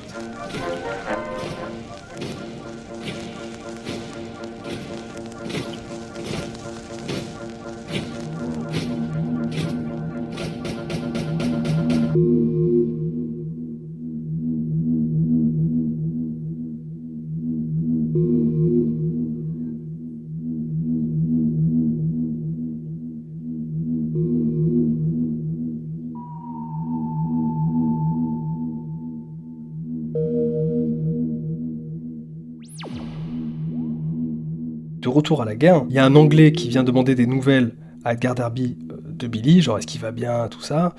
Et le colonel et Derby discutent, et le colonel est étonné de voir que Billy et Edgar Derby soient les 2 derniers barbus de la guerre. Et là j'ai cité tout un passage qui est assez fou. Ce qu'il dit l'Anglais. Vous comprenez, tout ce que nous pouvions faire ici, c'était d'imaginer la guerre. Et nous la croyions menée par des hommes mûrs comme nous-mêmes. Nous avions oublié que c'était des gosses qui se battaient. Devant ces visages rasés de frais, j'ai eu un drôle de choc. Mon Dieu, ai-je murmuré, tout bas, c'est la croisade des enfants. Passage très fort qui donne un sens nouveau au titre de l'œuvre, qui depuis le début était encore un mystère, cette croisade des enfants, pourquoi ? Et là d'un coup t'as un nouveau sens, d'accord, les enfants, les soldats, juste les gens qui vont se prendre des bombes sur la gueule, donc pas que les soldats d'ailleurs. Et cette croisade résonne du coup avec le mot abattoir du titre aussi. La croisade mène forcément à l'abattoir dans un contexte de guerre. Et ensemble ça renvoie à une réalité très très forte. Passage très beau. Très très beau. Ouais. Franchement. Plus tard, Derby racontera les circonstances de sa capture dans un passage magnifique que j'ai voulu citer également, et après j'arrête ma run de citation, mais je suis obligé. Derby offrait une description du genre de climat artificiel, totalement inconcevable, que les terriens créent, à l'occasion, pour d'autres terriens, quand ils ont décidé que ces derniers n'ont plus qu'à débarrasser le terrain. Les obus explosent au sommet des arbres dans un vacarme impossible, accompagné d'une averse de couteaux, d'aiguilles et de lames aiguës. Des petits morceaux de plomb, revêtus de cuivre, zigzaguent à travers le bois, bien plus rapides que le son, tandis qu'éclatent les projectiles. Des tas de gens sont blessés ou tués, ainsi vont les choses. Enfin, la grêle s'arrête et un Allemand invisible, muni d'un haut-parleur, donne l'ordre aux Américains de déposer leurs armes et d'évacuer le bosquet, les mains sur la tête, faute de quoi la bagarre recommencera, et ne cessera qu'avec la mort du dernier d'entre eux. Alors les Américains abandonnent leurs armes et s'élanceront hors du bosquet, mains croisées sur le crâne, car ils désirent vivre encore un peu, si toutefois c'est possible. Ça, c'est le moment de la capture d'Edgar Derby. Je trouve que ce passage, il est pareil, très très beau. Billy fait une autre de ses transitions temporelles vers le zoo tralfamadorien, où il découvre un univers aux lois biologiques et sociales radicalement différentes. 7 sexes humains, dont 5 invisibles dans notre dimension, sont nécessaires à la reproduction. Les tralfamadoriens expliquent que malgré leur paix apparente, ils connaissent eux aussi la guerre, et que l'univers est condamné à exploser à cause d'un accident cosmique inévitable, une fatalité qui s'inscrit dans la structure même du temps. Ils affirment que la guerre est impossible à éviter, autant sur Terre que sur Tralfamador. Billy revisite ensuite sa nuit de noces avec Valencia, où après un moment d'intimité, il est soudain ramené à la dure réalité du camp de prisonniers. Là, il croise Kurt Vonnegut lui-même, insistant sur l'interpénétration entre fiction et réalité dans le roman. Voilà, de temps en temps, Vonnegut apparaît, il se dissocie de Bill pour parler en son nom propre. Je trouve ça génial, ça. Ça, je trouve ça génial. Et j'adore le passage dont tu as parlé, quand il parle de la fatalité, tout ça, avec les tralfamadoriens, et que eux connaissent les raisons et l'heure de l'extermination de l'univers, et en plus, c'est leur faute. Tu sais, ils le disent, c'est notre faute à cause d'expérience. Et Billy dit, mais attends, mais pourquoi vous changez rien si vous savez ?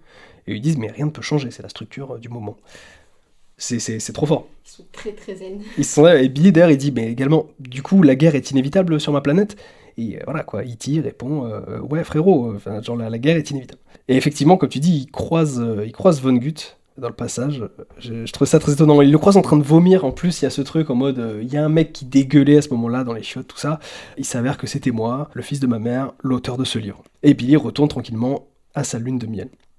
Donc ça, c'est comme tu dis, c'est très fort. L'auteur, il vient souvent, il se dissocie de Billy pour dire, je suis en parallèle, mais je suis un peu ça quand même. Je trouve que la biographie n'est jamais loin, et en plus, elle semble attirer Billy autant qu'il est attiré vers elle. C'est pour ça qu'au départ, je disais que Billy était aussi un pèlerin vis-à-vis de ça, parce qu'il nous transporte de la fiction au réel, constamment. C'est une espèce de passeur qui fait des va-et-vient dans la profondeur du livre. Alors, je me permets, c'est juste parce que je viens de tomber, en refeuilletant ton livre, je viens de tomber sur cette citation. Elle dit « Tu dois cacher des choses sur ce qu'il s'est passé en Allemagne, ou du moins éviter d'en parler. Bill. Non. Elle. Je suis tellement fière que tu aies été soldat. Tu t'en rends compte ? Lui. Tant mieux. Elle. Ça a été dur. Lui. Certains jours. Une pensée incongrue a envahi Billy. Sa vérité l'a secoué. Voilà qui ferait une excellente épitaphe pour Billy Pilgrim, et pour moi aussi par la même occasion. Donc, on a Valencia qui dit « Je suis très fière que tu aies été soldat ». On rappelle, Valencia, c'est sa femme. Je sais pas si on l'a dit, ouais, c'est sa femme. C'est sa femme. Ouais.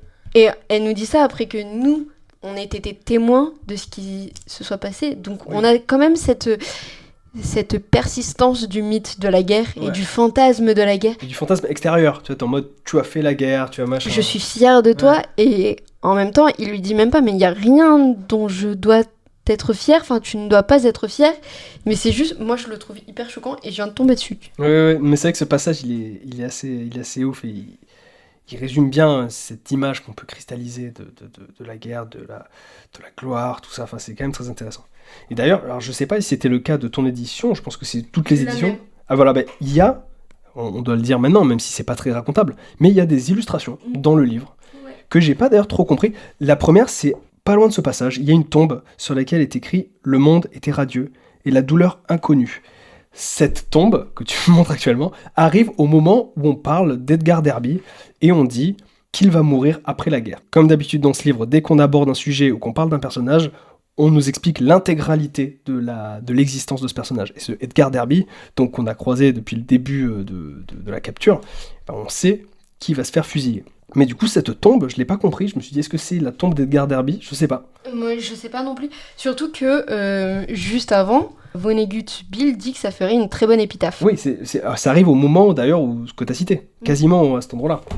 Donc ça fait partie des moments où, pareil, genre le livre propose une nouvelle manière de nous prendre de court, qui est un procédé quand même assez étonnant, ludique, et surtout qui rajoute de l'imprévisibilité, tu vois, au matériau narratif. Et même avant, quand il allait vers les chiottes, il y a en dessin la pancarte qu'il y avait devant les chiottes, et il y a écrit « Prière de laisser les gogues aussi propres que vous les avez trouvés ». Ça, c'est pareil, c'est fait en dessin dans le livre, c'est dessiné tel quel. Très étonnant, quoi. À 3h du mat', toujours à l'hôpital allemand, il y a Paul Lazaro qui arrive, il a une fracture, donc il se fait plâtrer la facture, tout ça, et on lui lit des passages d'un certain Howard Campbell Jr., qui est un collabo américain qui se suicidera après la guerre, alors qu'il sera jugé pour crime de guerre. Encore une fois, on présente un personnage et on explique déjà toute sa vie avant même d'aborder vraiment qui il est.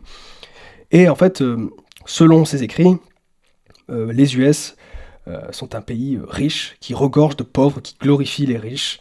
Un pays où il est bien vu de faire croire que la réussite est facile alors qu'elle ne l'est pas. Et du coup, ce qui amène à créer des rapports entre possédants et peuple, ultra hiérarchiques, et à rendre, selon lui, le peuple prompt à une auto-flagellation constante, punissant la non-réussite. Donc ce passage-là, c'est une critique vraiment acerbe de la société américaine, et je trouve ça intéressant qu'il ait mis ça dans la bouche d'un collabo. Oui. Ça crée je sais pas, une nuance qui est intéressante, quoi. Moi, je trouve que ça souligne vraiment la complexité des identités, parce que... Enfin, des identités. Parce que comment être d'accord avec les paroles d'un nazi, c'est pas possible. Et factuellement, il a ce regard qui est réel sur l'impérialisme et sur la méritocratie. Tout est vrai. C'est ça. Genre tout est vrai de ce qu'il dit. Oui. Non, c'est ça. Comme tu dis, c'est encore un moyen encore une énième manière de te prendre de court et à te déstabiliser en tant que lecteur, parce qu'on te le présente comme un collabo qui se suicidera, machin, et après on te dit tout ce qu'il a écrit et tu te dis en fait, là lui, c'est pas faux ce qu'il dit sur. Ce passage est vrai. Ce passage est totalement vrai. Mais c'est pour ça aussi que c'est difficile de prendre parti pour un camp ou un autre, ou même pour Bill, c'est compliqué de le saisir complètement, parce que tous les camps sont jugés de la même manière, c'est-à-dire avec des torts et des travers. Ouais, clairement. Et là, la pensée sur l'impérialisme américain, sur la méritocratie américaine, elle est très juste, mais on peut pas tomber d'accord avec un collabo pour toutes les raisons, et en même temps, les Alliés ont bombardé une ville allemande, on est toujours sur une tension. Ouais, sur une brèche, ouais. Exactement, et on ne sait pas où se placer, nous, en tant que lecteurs. C'est clair. Et du coup, après ce passage, on est de retour au zoo des Tralfamadoriens, et une nouvelle personne rentre dans la prison de verre, une certaine Montana Wildhawk, vedette de cinéma. Il y a Montana Wildhawk qui devient sa compagne, et leur relation s'approfondit, et elle apporte une dimension presque humaine et sensuelle à ces aventures extraterrestres. Parce que depuis le début, on parle de Tralfamador comme si c'était tout à fait normal, et c'est présenté comme étant tout à fait normal. Mais on rappelle, il s'est fait enlever par des extraterrestres. Ça peut arriver comme un peu un cheveu sur la soupe dans une œuvre qui est antimilitariste. Donc on a cette émergence dans une sorte de hard SF, et on retrouve quand même un côté très humain. Ouais. Et c'est ça qui donne encore plus d'humanité à son récit. Clairement, mais parce qu'en fait, lui, le truc qui le sort un peu de cette case d'humain, Billy, c'est encore une fois, vu qu'il a une vision très très globale, omnisciente du temps, tous les trucs lui passent dessus, il les connaît, tu vois, il savait qu'il allait se faire enlever par les extraterrestres, entre autres, tu vois. Du coup, ça arrive comme une péripétie, mais désamorcée par le procédé lui-même, narratif. Mais je trouve que l'arrivée de cette Montana, ça rajoute encore une fois de l'humain, mais même dans le texte narratif, parce qu'elle réagit de manière normale. Tu sais, elle se réveille, elle est nue, elle est en mode mais attends, je suis où là? Et Billy il est en mode n'aie pas peur et tout, puis elle se retourne et puis elle voit qu'elle est dans un dôme de verre entouré d'extraterrestres, elle se met à hurler. Enfin c'est une réaction normale dans l'histoire d'un coup. Tu te dis bon j'aurais fait ça en fait. Donc ça rajoute de l'humain, ça rajoute du spontané. Alors que Billy, lui, il est complètement omniscient, quoi. Mais comme tu dis, plus tard, elle finira par accorder sa confiance à Billy, et elle va devenir sa compagne, alors qu'ils vivent dans ce zoo humain sur Tralfamadore. Malgré l'ironie qui traverse le récit, Billy reste aveugle au véritable danger d'un monde dépourvu de libre arbitre, où personne ne semble responsable de ses actes. Et cette idée, elle se cristallise dans une scène où un garde allemand assomme un prisonnier américain. Le prisonnier, abasourdi, demande « Pourquoi moi ?» Et l'Allemand réplique sèchement « Veux-tu quelqu'un ?» Et cette réponse résonne étrangement avec celle que les Tralfamadoriens donnent à Billy lors de son enlèvement. Et du coup, ça insiste sur l'absurdité même de la question. C'est qu'il n'y a pas de causalité, il n'y a pas de réponse à ça. Et du coup, encore une fois, il fait des liens entre le monde réel et la SF, le monde des Tralfamadoriens. Ouais, il y a un pont. En fait, le livre, il est construit aussi que par des espèces de ponts. Et c'est pour ça qu'il est si logique, en fait, ce livre. Alors qu'en fait, il pourrait être complètement absurde. Comme tu dis, genre, c'est un livre de guerre, puis en plein milieu, le mec s'est fait enlever par des extraterrestres. Enfin, Et en fait, c'est quand même très, très cohérent. Billy se réveille dans l'infirmerie de la prison, en 1944. Là, il y a le passage que j'ai le moins compris de tout le livre, incompréhensible. Genre, il trouve des petits objets dans la doublure de sa veste. Un truc de la taille d'un petit pois, et l'autre comme un mini fer à cheval. Et ces deux petits objets lui envoient un message par radiation. Elles lui disent de les ignorer et qu'ils pourront faire des miracles. Ce passage est incompréhensible. Je sais même pas si tu l'as... Oui, je l'ai lu. Et oui, c'est vrai que t'as une voix télépathique qui dit que ces objets sont capables de miracles, mais qu'il doit juste pas chercher à comprendre. C'est tout. C'est tout. J'ai juste pas compris ce passage. Même en le relisant, je l'avais oublié la première fois, là je l'ai relu, je suis en mode... D'accord, ok, on peut avancer. Bon. On suit ensuite la vie à la prison. On en apprend un peu plus sur Lazaro. On voit que c'est un personnage vraiment nerveux, vengeur, décidé à vraiment faire payer déjà toutes les personnes qui l'ont touché, mais aussi qui veut venger un ancien collègue de wagon, comme tu l'as dit tout à l'heure, Roland Weary. Et il veut venger Roland Weary de la personne qui l'a fait mourir, ce fameux Billy. Et là, on a un petit saut dans le futur. Parce que c'est de cette manière que mourra Billy, et Billy le sait, parce qu'évidemment Billy est omniscient, il sait tout.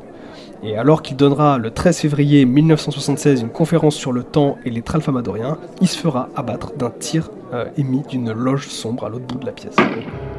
Billy sait qu'il va mourir le 13 février 1976 par un tir de Lazaro. Donc de retour à l'infirmerie, en 1944 donc, on presse Billy, Lazaro, Derby de se regrouper avec les autres. Et on les prévient qu'ils seront amenés à Dresde. Une ville qui ne sera, d'après les Allemands, jamais bombardée, tant elle est ni défendue, ni ne recèle d'une quelconque usine de guerre. Lol, non. Ils prennent le train pour Dresde, et du coup, arrivés à Dresde, tout le monde le constate, ils sont arrivés dans une ville libre. Je cite, « La vapeur du chauffage central sifflait toujours gaiement à Dresde. Les trains ferraillaient, le téléphone sonnait, les gens décrochaient. Les lumières s'allumaient quand on manipulait les interrupteurs. Il y avait des théâtres et des restaurants, et même un zoo. Les ouvriers rentraient chez eux dans le soir tombant, ils étaient fatigués. » Donc là, on arrive dans une ville qui n'est pas en guerre vraiment, entre guillemets. Donc les prisonniers sont accueillis par une escouade de 8 habitants qui sont désignés pour les surveiller. Ils traversent Dresde. Billy sait que tout sera bombardé dans 30 jours. On les amène dans les abattoirs, qui sont désormais vides suite à la guerre, et on les conduit dans un bâtiment, le bâtiment numéro 5, l'abattoir 5.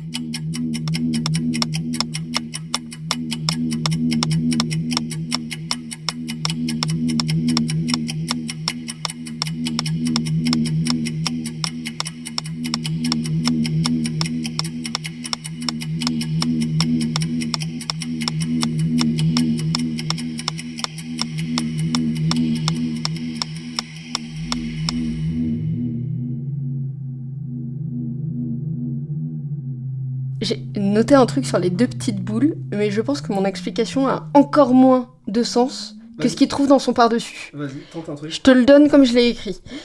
La découverte par Billy des deux bosses mystérieuses dans la doublure de son par-dessus peut se lire à la lumière de l'histoire biblique de la femme de Lot, récit que Vonnegut donc évoque dès le premier chapitre. Dans ce passage, il ouvre la Bible de Gédéon et lit l'histoire de la destruction de Sodome et Gomorrhe. Ce récit, tout comme le bombardement de Dresde, est une métaphore de la destruction absolue, un feu de soufre provoqué par une force lointaine et impitoyable. Cependant, ce qui retient surtout l'attention de Vonnegut, c'est la femme de Lot, qui, malgré l'interdiction de se retourner, regarde en arrière et est transformée en statue de sel.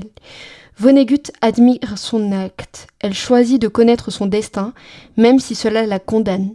Cette posture s'oppose à celle de Billy, qui, face aux bosses irradieuses sur son par-dessus, symbole d'une force mystérieuse et puissante, ressent une tentation presque inhumaine de ne pas les examiner, de ne pas chercher à en savoir plus. En renonçant à la curiosité, Billy laisse une part de son humanité, entre guillemets sommeiller, fuyant la confrontation directe avec la réalité destructrice. Ok.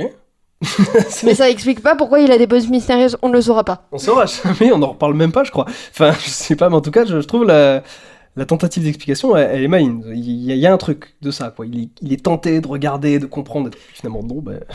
J'ai dit acte. Ouais. Axe théologique. Non. Il se sent très femme de Lot. Voilà, emmener. Mais c'est intelligent comme parallèle, parce qu'effectivement, dès le premier chapitre, il aborde ce genre de thématique-là, tu vois, Sodome et Gomorrhe, tout ça. Donc, ouais, c'est pas bête du tout. Bah, en tout cas, c'est la meilleure tentative d'explication qu'on aura de ces objets. Le chapitre 7 commence, et on retrouve Billy le jour où il a pris l'avion avec d'autres opticiens. Alors ça, peut-être que vous avez oublié, mais au début, quand on a fait le descriptif de tous les événements de la vie de Billy, il faut savoir qu'il y a une année, il se rend avec d'autres opticiens à une conférence, et ils vont prendre l'avion. Et cet avion va se cracher en haut d'une montagne. L'avion va se prendre le sommet, là, et Billy sera le seul survivant de ce crash. Il sera sauvé par des moniteurs de ski autrichiens. D'ailleurs, il croit entendre prononcer Abattoir 5 en allemand, à ce moment-là. Et Billy est emmené à l'hôpital et il restera dans le coma pendant 2 jours. Pendant le vol, un quatuor d'ophtalmos surnommé les bâtards à 4 yeux anime les passagers avec des chants grivois, dont une chanson polonaise qui rappelle à Billy une pendaison publique à Dresde. Donc pareil, réminiscence de Dresde tout le temps, que ce soit par une sorte d'envolée temporelle. Ouais.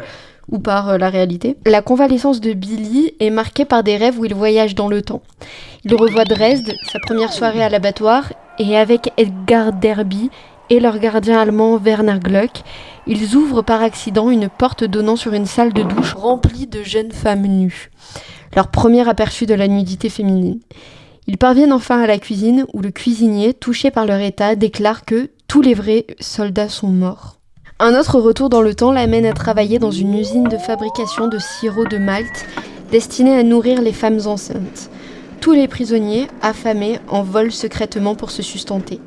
Billy goûte pour la première fois ce sirop le 2e jour et son corps maigre frémit de gratitude. Il partage une cuillerée avec Edgar Derby qui éclate en larmes de joie. Et encore une fois, c'est quelque chose de très simple. Edgar Derby, c'est un homme bon, qui est simple. Et là, on a quelque chose, je pense, de la banalité de la guerre. C'est-à-dire que cet acte de gratitude, on l'avait pas tant avec les soldats britanniques. Et pourtant, il y avait une sorte de banquet. Non, c'est avec une simple cuillerée qui provoque des larmes de joie, tant est difficile le contexte de la guerre.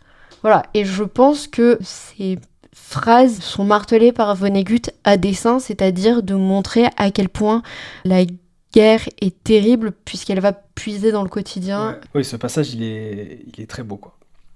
Et on remonte un petit peu le temps. On se retrouve 48 heures avant l'anéantissement de Dresde. Alors, il y a Howard Campbell Jr., le collabo dont on parlait tout à l'heure, là, qui vient rendre visite aux prisonniers de l'abattoir 5. Il veut recruter un espèce de commando collabo. Bon, les prisonniers sont complètement canés, tout ça. Et puis Campbell, il s'énerve que personne ne réponde à son appel, quoi. Derby se lève et l'insulte, et jure que ses collègues américains ne collaboreront jamais. Belle description de Derby qui se lève à ce moment-là face à l'ennemi. Je l'ai cité, je suis désolé, je fais que citer, mais en même temps, quand c'est bien écrit, je peux pas faire mieux. Le pauvre vieux Derby, qui n'échappera pas à son destin, se hisse pesamment sur ses jambes, pour ce qui sera sans doute le point culminant de sa vie. Il n'y a pour ainsi dire pas de figure notable dans cette histoire, pratiquement pas de confrontation dramatique, car les hommes y sont affreusement malades, et réduits à n'être que des pantins exsangues, entre les mains de force démesurée. Ça résume encore une fois tout le truc de l'œuvre, enfin toute la force de l'œuvre, qui est que il n'y a pas de héros dans cette histoire, il n'y a rien. Et là, l'acte le plus héroïque qu'on aura de toute cette histoire, c'est juste un mec qui se lève et qui dit non, c'est tout. Très beau passage qui rappelle la volonté du narrateur de ne pas héroïser la guerre, jamais. Là, c'est l'acte le plus héroïque et c'est rien en fait. Et puis tout à coup, les sirènes retentissent. Bing, bing, alerte, alerte. Tout le monde se réfugie dans une chambre froide. On prévient qu'il y a un raid aérien. Il ne se passera rien ce soir-là, on le sait. De toute façon, c'est dit dans la narration. Le bombardement qui détruira Dresde aura lieu le lendemain. Endormi dans le garde-manger, Billy se remémore une conversation avec sa fille Barbara, qui lui reproche d'avoir repris les idées trafalmadoriennes de Kilgore Trout. Il se souvient de leur première rencontre dans sa ville natale d'Ilium, où Trout dirigeait les livreurs de journaux. Lors de la fête de ses 18 ans de mariage, Trout fait sensation parmi les ophtalmos et leurs épouses, notamment Maggie White, inquiète d'entendre que la fiction pourrait être un crime. Dans son enthousiasme, Trout crache accidentellement un morceau d'œuf de saumon dans le décolleté de Maggie. Encore une fois, ça... Oui. Et Trout, c'est l'auteur de science-fiction. On rappelle. Et donc voilà, encore une fois, on sait que Dresde sera détruit le lendemain. Non, là, on a fait un bond dans le temps, histoire ça. de raconter une anecdote random. C'est ça, et encore une fois, c'est un truc un peu drôle qui dédramatise la guerre. Enfin, qui dédramatise, non. Je pense que ça fonctionne un peu comme les films d'horreur. C'est-à-dire que tu sens la tension qui monte progressivement, sauf que pour que la terreur soit au maximum, il faut détendre un peu, parce que c'est quand t'es détendu que le coup vient de suite. C'est ça. Et je pense que c'est comme ça aussi que c'est fait. Il faut que la brutalité soit disruptive. Et là, on s'y attend, ce bombardement, tu vois, le truc d'avant, il y a l'alerte et tout, puis finalement, elle ne vient pas. Et effectivement, elle va venir juste après, et effectivement, c'est quand même un peu disruptif, parce que juste avant, t'as eu un passage qui n'a rien à voir avec un gag. D'ailleurs, je lisais un truc sur Vonnegut, et il décrivait son style comme étant fait de découpage, et chaque petit passage est construit comme une blague. C'est un peu vrai, c'est ça, parce qu'en fait, on n'a pas dit, mais la forme du livre, elle est assez étonnante aussi. C'est écrit que par petits paragraphes, il n'y a aucun bloc de texte dans ce livre, et donc ça rajoute au côté un petit peu jump cut qu'on peut avoir. Ouais. Et c'est cool parce que c'est ce qui rend aussi la lecture si fluide. Tu vois, tout se lit comme une petite blague en fait. Tu vois, genre, tu vas là, puis ça. C'est un peu ça. Une blague, certes morbide, certes un peu très très noire, mais il y a quand même cette légèreté et c'est vraiment très cool. Mais on est de retour en 1944 et l'inévitable va arriver.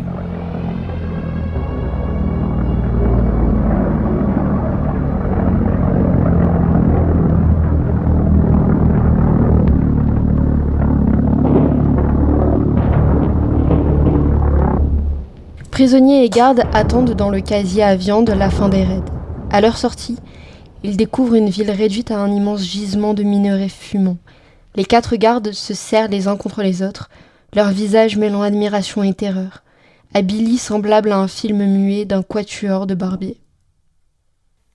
Je trouve qu'il y a une volonté vraiment anti-spectaculaire de présenter la guerre là-dedans, parce que le bombardement a lieu hors champ. Ce bombardement dont on parle depuis le début, et que le narrateur vivra, qu'elle survivra, et Billy Pilgrim également, ils le verront même pas. Juste, ils entendent les bruits, et eux, ils sont sains et saufs, parce qu'ils sont dans la chambre froide, enfin, Billy est dans la chambre froide, et en fait, en sortant, ils voient un paysage lunaire, et ce bombardement si terrible, ce truc aussi brutal, qui est le climax de l'œuvre, en fait, il passe limite en hors-champ. Ça rend encore plus terrible, et ça rajoute encore une fois un truc à cet aspect vraiment anti-spectaculaire, anti-climatique, volontaire. Il n'y a rien de ouf, il n'y a pas d'explosion, il n'y a rien. C'est du bruit, un tremblement, et puis tu sors de là, et puis tu es sur la Lune, et tu sais qu'il y a eu 25 000 morts. Voilà, c'est comme ça. Ainsi vont les choses. Ainsi vont les choses. Donc les Américains sortent des ruines, ils parcourent les paysages lunaires. À ce moment-là, il y a des avions de chasse américains qui passent, et qui les canardent, qui se font tirer dessus, donc Billy et les autres, ils courent, ils se mettent à l'abri, et ils finissent par quitter Dresde à pied, et à trouver refuge dans une auberge. L'inévitable du coup bombardement vécu dans ce chapitre, c'est le climax narratif, mais du coup, comme on l'a dit tout au long, on l'a set-up, c'est le climax critique, celui du pamphlet antimilitariste, parce que la cause du trauma du personnage, et accessoirement la cause de la mort de milliers de personnes, c'est une opération militaire alliée. Et je trouve que ça, c'est l'acte le plus fort de cette œuvre, en fait.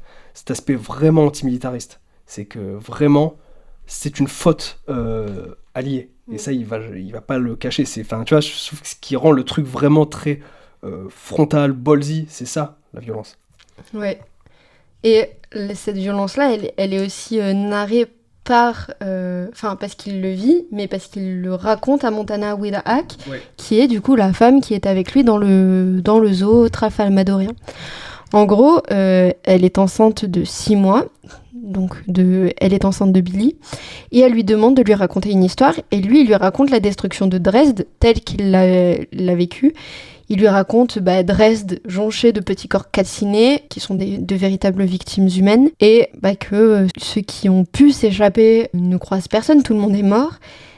Il trouve refuge, comme tu l'as dit, dans une auberge qui est miraculeusement intacte. L'aubergiste est aveugle, et sa famille, donc ils sont conscients de la tragédie, il leur offre de la soupe, de la bière et un lieu pour dormir. Et au moment où la nuit tombe, l'aubergiste leur souhaite en allemand « Bonne nuit américain, dormez bien ».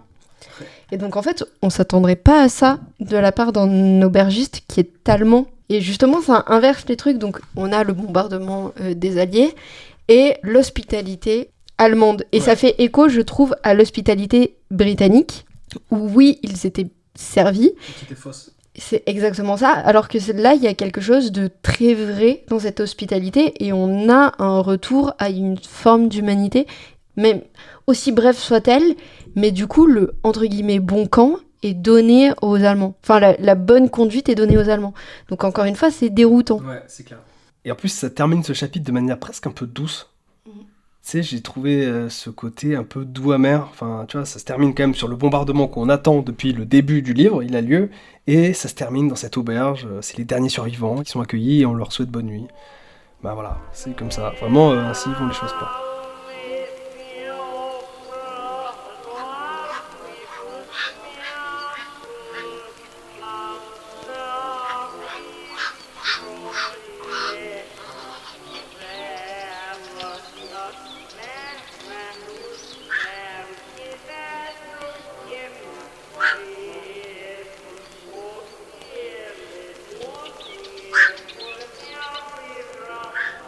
On refait un saut dans le temps et on se retrouve de nouveau après l'accident d'avion de Billy. Donc Billy est dans le coma à l'hôpital. À ce moment-là, sa femme s'est empressée de conduire vers l'hôpital et elle provoquera un accident et mourra des gaz d'échappement qui envahiront l'habitacle de sa voiture.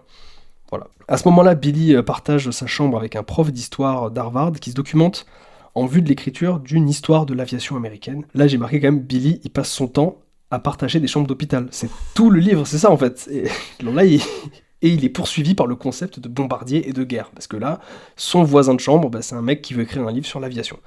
Donc ça discute d'Hiroshima, ça discute également de Dresde. Il entend ce fameux professeur discuter avec sa fille qui lui amène des livres. Puis Billy ferme les yeux, il voyage à plein d'époques. De nombreux Allemands ont fui à l'arrivée des Russes. Billy et quelques prisonniers trouvent un chariot vert en forme de cercueil attelé à 2 chevaux qu'ils remplissent de nourriture et de souvenirs. Devant l'abattoir, Billy somnole au soleil dans le chariot, profitant d'un rare moment de paix. Un couple allemand d'âge mûr parlant des chevaux les réveille. Les animaux saignent par la gueule, ils ont les sabots cassés, ils meurent de soif. Jusqu'alors, Billy n'avait pas remarqué leur état pitoyable. Le couple l'oblige à sortir pour voir la scène, et ce sont ses premières larmes qui sont liées à la guerre. C'est-à-dire que Billy n'a pas pleuré lorsqu'il était derrière les lignes, il n'a pas pleuré lorsqu'il était dans le wagon, il n'a pas pleuré au moment du bombardement, il pleure là devant ses animaux. Ça vient juste après que le narrateur nous ait dit que Billy était inconscient de son trauma. C'est-à-dire qu'il est inconscient, qu'il souffre d'un syndrome post-traumatique, il se ment à lui-même, mais il se cache un secret qui est ce trauma. Ouais, peut-être. Un jour plus tard, bien plus tard d'ailleurs, Billy rentrera dans une librairie et trouvera des romans du Kilgore Trout, dont un parlant d'un couple captif dans un zoo extraterrestre. À la caisse de cette librairie, il voit un magazine qui parle de Montana Wild Oak. Et le titre du magazine, c'est genre « Que devient-elle ?» et Billy sait qu'elle est restée sur Tralfamadore. Et dans cette même librairie, un pervers lui montre un peu dans l'arrière-boutique, derrière son comptoir là, la photo d'une femme et d'un poney Shetland, la photo de l'horreur qu'avait Roland Weary dans sa veste. Tout ce passage-là, il est trop étonnant parce que je me dis, tiens, le livre se retourne sur lui-même. En fait, il y a tous ces éléments qui reviennent... Enfin, c'est trop marrant à dire et c'est dur à exprimer, mais tu sais, j'ai l'impression que le livre, c'est débile ce que je vais dire, mais il se suffit vraiment à lui-même. Je sais pas comment dire. Il y a plein de trucs que tu retrouves là, à ce moment-là, tu te dis, bah tiens, est-ce qu'il l'a inventé? Est-ce que c'est vrai? Est-ce que c'est pas vrai? Je sais pas. Mais en tout cas, bah, je sais pas, c'est tellement, tellement trop cool de faire revenir tous ces petits éléments-là que t'as revus au gré de ta lecture, que t'avais déjà vu au gré de ta lecture. Et ce soir-là, du coup, après la librairie, bah, Billy participera à une émission de radio et parlera de Tralfamadore avant d'être gentiment viré. Voilà, on en a parlé au tout début aussi, hein, ça fait partie un peu de sa bio au début, qu'un jour il participera à une émission de radio et il passera un peu pour un fou parce qu'il parlera de Tralfamadore. Et puis là, il ferme les yeux et puis il se téléporte dans le temps et puis il se retrouve de nouveau sur Tralfamadore à l'époque où il y était avec Montana. Et puis Montana le regarde et puis elle lui dit tu arpentes encore le temps. Le chapitre se clôt sur un dessin du médaillon en forme de cœur qu'elle porte entre les seins. Et qui est le texte que tu avais lu tout à l'heure qu'il avait dans son cabinet. Que Dieu m'accorde la sérénité d'accepter les choses que je ne peux changer, le courage de transformer celles qui s'y prêtent et la sagesse de savoir toujours les distinguer. Et là, c'est littéralement dessiné dans le livre, on voit le médaillon. Je trouve que c'est un beau truc, quoi. Et je trouve que la fin de ce chapitre, enfin même ce chapitre-là, il y a quelque chose de très postmoderne, tu vois, où toutes les informations du livre semblent en fait s'effondrer les unes sur les autres. Tu vois, Dresde, la photo, Montana, les Tralfamadoriens. C'est un peu comme si on faisait revenir tous les motifs vers la fin d'une symphonie, parce que là on approche de la fin du livre. Il y a le moment où il était avec les Allemands, au moment de la libération, et c'est paradoxalement un des moments les plus heureux de sa vie. C'est la fin de la captivité, c'est aussi la fin de son innocence, notamment avec la vision de ces animaux en souffrance. Et lorsqu'il revient en 1968, lorsqu'il est dans la librairie, il faut savoir qu'on a un deuxième massacre, entre guillemets, puisque en 1968, c'est une année qui est marquée par de lourdes pertes aux États-Unis. Donc on a Robert Kennedy, Martin Luther King Jr. qui ont été assassinés à seulement un mois d'intervalle, et la guerre du Vietnam qui continue de faire rage avec un bilan quotidien qui occupe les premières pages des journaux télévisés du soir. Ouais. Donc en fait, même quand il quitte la guerre, il est toujours dans la guerre, et même les années qui sont choisies pour la narration sont des années marquées par la perte, mais par une perte qui est presque mondiale. Oui. Et puis il est constamment poursuivi par la guerre. On se souvient que son fils participe à la guerre du Vietnam. Ça, c'est à peine abordé dans le livre, mais ça montre une espèce de cycle infini. C'est pas vraiment un atavisme, mais c'est plus une espèce de cycle infini de la guerre et de l'horreur. Et ben, son fils, il sera enrôlé à la guerre, il est jeune, et puis voilà. D'ailleurs, je sais même pas si on parle de la mort de son fils. Enfin, je sais pas s'il meurt ou pas. D'ailleurs, son fils, c'est pas dit, je crois. Et là, on arrive dans le dernier chapitre du livre, et le narrateur reprend la narration à la première personne. On est de retour dans la biographie, et c'est Vonnegut qui nous parle. Et il se souvient du récent et difficile retour à Dresde qu'il a effectué avec son ami Auer, au début du roman, quand il y allait pour revenir sur les traces de ce massacre. Il nous précise qu'il faisait partie des prisonniers qui retournaient à Dresde avec Billy 2 jours après la fin de la guerre. Donc ce dont tu parlais dans le tiré par les chevaux, a priori. Il se souvient de l'après-bombardement, juste l'après, où ils furent tous réquisitionnés pour nettoyer le charnier. C'est ce jour-là que Derby trouva une théière et fut jugé, puis fusillé pour pillage. On le sait depuis le début, Edgar Derby mourra. Et puis un jour, la guerre s'est arrêtée, après ça. Je cite la fin du livre. « Les oiseaux bavardaient. L'un d'eux a dit à Billy Pilgrim... Cui, cui, cui. »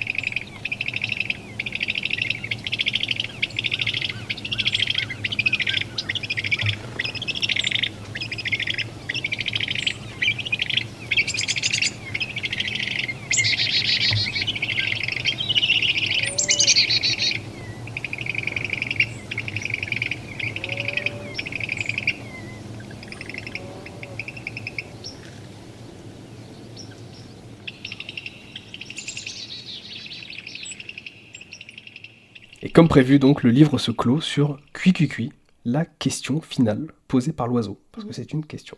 C'est une question. Et c'est d'ailleurs la seule chose intelligente qui a été dite sur un massacre. Et, c'est, oui, comme nous l'avait précisé le narrateur dans le chapitre 1. Exactement. ça semble vraiment dénué de sens.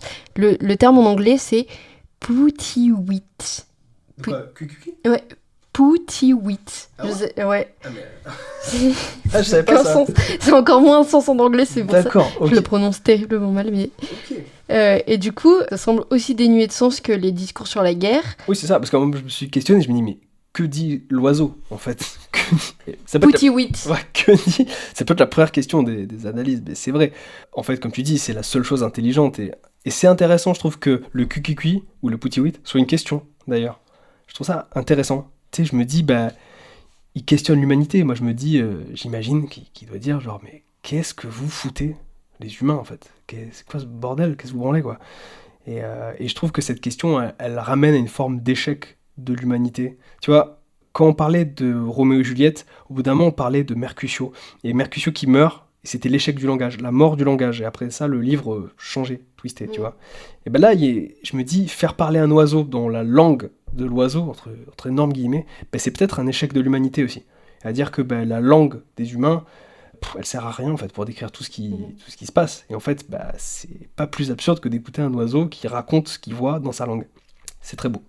Ouais. Un truc qui me vient là, c'est déjà je trouve que le livre, il a une forme brillante. Bon, on l'a dit tout le long, que le livre, c'est un livre tiroir qui va et vient, passé, présent, tout ça. Mais l'aspect puzzle, il est pas là pour brouiller les pistes ou dénouer les fils d'un mystère. Au contraire, toutes les infos sont toujours données dès le départ. Tu vois, Billy, on connaît toute sa vie dès le départ. On nous parle d'un personnage qui s'appelle Edgar Derby. On le connaît dès le départ, on sait qu'il va mourir à la fin. Et je trouve que c'est juste là pour embrasser un concept de rapport omniscient à la vie. Tu vois, cette forme d'ubiquité au temps. Et ce qui rend le truc génial, et juste, j'ai jamais vu ça ailleurs, c'est que je me dis qu'en fait, ce puzzle, tu dis puzzle ou puzzle? Puzzle. Ok, super. Je voulais dire. Ça dit puzzle. Non, puzzle. Okay. On prononce chaque lettre. Le puzzle. On dit le pneu aussi. Et moins. Désolé, moi je dis moins. Ouais, je dis moins, ça dit. C'est safe space. Mais ce qui est fort, c'est que ce puzzle, je me dis, il pourrait être mis dans un autre ordre presque, et ça marcherait aussi. Ouais. C'est ça qui est fou. Alors certes, il y a cet arc narratif linéaire de je vais être conduit jusqu'à l'abattoir 5, et à l'abattoir 5, je vais survivre au bombardement de Dresde, mais toutes les infos qu'il y a autour, elles auraient pu être dans un complet autre ordre, et ça aurait marché. Et je me dis, je connais aucune œuvre qui réussit ça. Tu sais, c'est presque un livre dont vous êtes le héros, sans les chiffres. Enfin, tu sais, c'est vrai. Que tu lirais de A à Z. Et c'est trop fort de se dire que l'aspect fragmentaire ne participe pas à un quelconque mystère. Pas du tout, c'est même l'inverse. Oui, bien sûr. Dès le début, on a toutes les infos. Ouais. Et lui, il nous les balance telles qu'il les vit, mais nous, on n'est pas perdus parce qu'on a cette trame. Ouais. On a la trame, on la connaît, c'est répété, c'est... Vonnegut nous accompagne en nous disant, voilà, vous avez toutes les informations. Exactement. Je vous donne ça comme il l'a vécu. Vous, après, vous mélangez, vous faites ce que vous voulez, vous savez, de toute façon. C'est circulaire, c'est très... Le temps se meut. Il est quasiment liquide, il y a un truc presque d'organique dans le sang, dans le temps. Oui, clairement. Genre, juste pour paraphraser l'intro de ce livre qui a été faite par Mélisse de Kerangal, je ne connais pas. En tout cas, elle dit un truc intéressant, elle dit que le seul truc que n'a pas explosé Kurt Vonnegut, c'est juste la linéarité du livre, et presque même de l'objet. Tu vas le lire de la page 1 à la page 300. C'est vrai. Mais il en est conscient aussi, parce qu'il va dire à la fin du chapitre 1, le livre que vous allez lire maintenant commence par « Écoutez, Billy Pilgrim a décollé du temps » et se termine par « Cui. » Donc en fait, il a même pleinement conscience de l'aspect juste linéaire de l'objet livre. Et ça, c'est le seul espace qui n'a pas explosé. Et en même temps, encore heureux. Oui, encore heureux, et en même temps, il joue quand même un petit peu avec la forme. On est loin du dadaïsme, mais on a quand même des touches de dessin, notamment. Oui, on n'est pas sur le dadaïsme, on n'est pas sur la Maison des Feuilles, mais on essaye quand même de repenser la forme, même si c'est pas complète. Mais je pense que c'est assez intelligent de faire ça, de jouer légèrement avec, mais de pas nous désorienter, parce que je pense que ce serait fait au détriment du fond. Son but, c'est quand même de transmettre un fond. Il veut pas non plus nous perdre à ce point. C'est ça qui est très fort, et c'est en ça que je me dis, mais écrire un bouquin comme ça, c'est quand même balèze. Parce que c'est un jeu d'équilibriste entre vouloir faire une forme qui vraiment casse tous les codes, et quand même la volonté d'amener des messages forts, des idées, aborder des sujets, et même des sujets en profondeur. Ouais. Tu vois, vraiment plein de sujets. L'autre truc qui m'a tué dans ce livre, en parlant des différents sujets, c'est ce dont on a parlé quasiment tout le long aussi, c'est la notion de temps, toute cette vision autour du temps et des tralfamadoriens. En fait, en le relisant, là, je me suis dit, putain, mais le mec, il a mis un chef-d'œuvre dans son chef-d'œuvre. C'est ce qu'on disait en off. Mais en fait, tout cet arc sur les tralfamadoriens, ça aurait pu être un livre, en fait. Bien sûr. C'est malade. Et c'est dans un bouquin... Enfin, c'est malade. Et d'ailleurs, cette histoire a, je pense, inspiré un texte de Ted Chiang. Je sais pas si tu connais. Eh ben, alors, peut-être je dis des bêtises, mais je pense que c'est vrai. Je sais qu'il y a mon pote Chris qui écoute ce podcast et c'est mon référent SF. Donc voilà, je vais pas dire de conneries. Mais en vrai, Ted Chiang utilisera ce concept pour faire le livre qui s'appelle The Story of Your Life, qui a été adapté au cinéma sous le nom de Premier Contact par Denis Villeneuve, où c'est des extraterrestres qui arrivent sur Terre, et qui amène un langage qui permet de connaître le début et la fin de chaque événement. C'est Vonnegut en fait. Oui. Voilà, c'est littéralement The Story of Your Life, écrit en 1996 par Ted Chiang, et après c'est une œuvre qui parle de déterminisme, tout ça, mais comme Vonnegut en fait, avec ce truc de pourquoi vous changez pas les choses si elles vont avoir lieu, tout ça, tu vois, c'est ce truc-là. Alors, il y a même un concept scientifique, c'est le démon de... Alors, si je dis pas de conneries, je suis en train de chercher, c'est le démon de Laplace. Ok. L'expression démon de Laplace, aussi parfois appelé génie de Laplace, fait référence à une expérience de pensée proposée par Pierre-Simon de Laplace dans son ouvrage philosophique Essai sur les probabilités, pour illustrer son interprétation du déterminisme. Et alors, si je ne dis pas de bêtises, je vais même pas dire de bêtises, je vais le citer, une intelligence qui pour un instant donné connaîtrait toutes les forces dont la nature est animée et la situation respective des êtres qui la composent, si d'ailleurs elle était assez vaste pour soumettre ces données à l'analyse, embraserait dans la même formule les mouvements des plus grands corps de l'univers et ceux du plus léger atome. Rien ne serait incertain pour elle, et l'avenir, comme le passé, serait présent à ses yeux. Ok. Et c'est donc Pierre-Simon Laplace, virgule, essai philosophique sur les probabilités. D'accord. Ok, intéressant. Mais en fait, là où je me dis, cette histoire de passé, présent et tout, elle a du sens aussi quand même dans un contexte de livre sur la guerre, c'est aussi qu'il y a, je trouve, un discours très profond et aussi très poétique sur la notion de trauma. Parce qu'en fait, je me dis, le trauma, tel qu'il est vécu par exemple par le narrateur et par Billy Pilgrim, ce bombardement, il affecte le futur. Parce que finalement, il affecte le présent parce que c'est traumatisant, et il affecte le futur parce qu'on y repensera toute sa vie et ce sera jamais gravé. Mais je trouve que poétiquement, ça affecte aussi le passé. Parce qu'après, tu vas aussi ressasser tous ces trucs qui t'ont fait aller vers ce trauma. Je trouve. Bon là, il y a ce côté inévitable, c'est la guerre, c'est les bombardements. Mais je trouve qu'il y a une vision poétique là-dessus en disant que le trauma, la chose qui va balafrer ta vie, elle balafre tout dans son ensemble. Elle balafre aussi tout le chemin qui t'y a amené et toute la suite.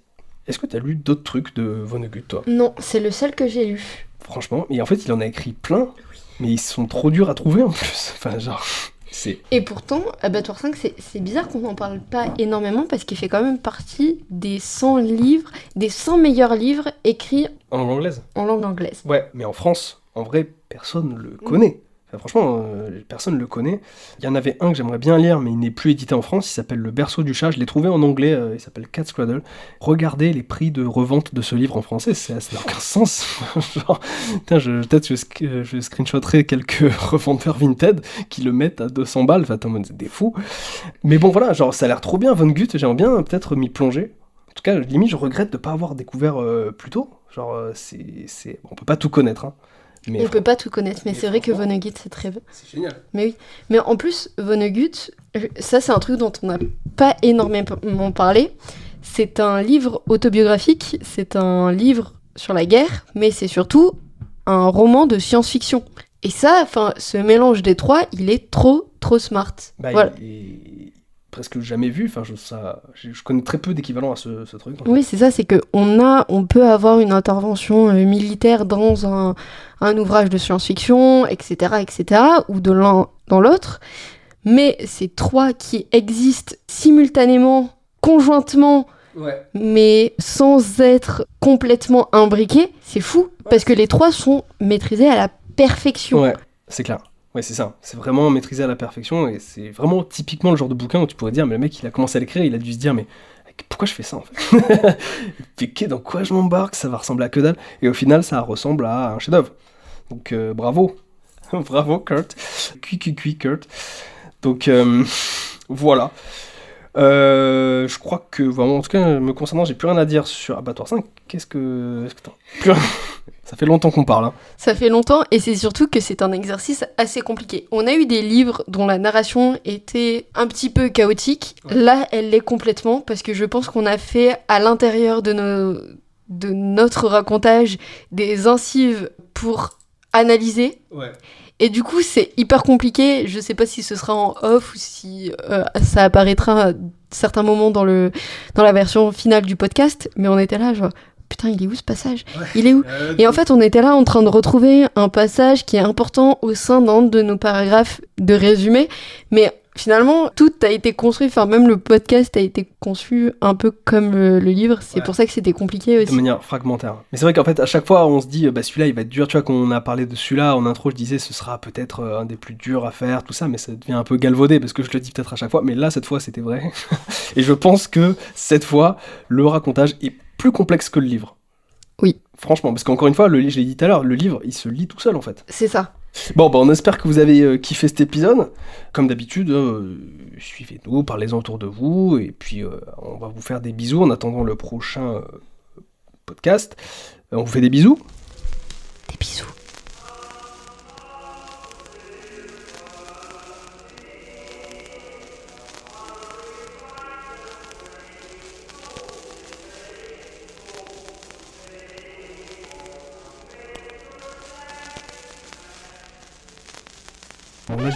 Bon, là, ah oui, après on est déjà en retour en 44. Ouais, c'est ça. On retourne en 44. C'est dur à suivre. Il y a des incises dans des incises, c'est terrible. Ouais, moi aussi, je reviens sur les pages d'avant. C'est ça.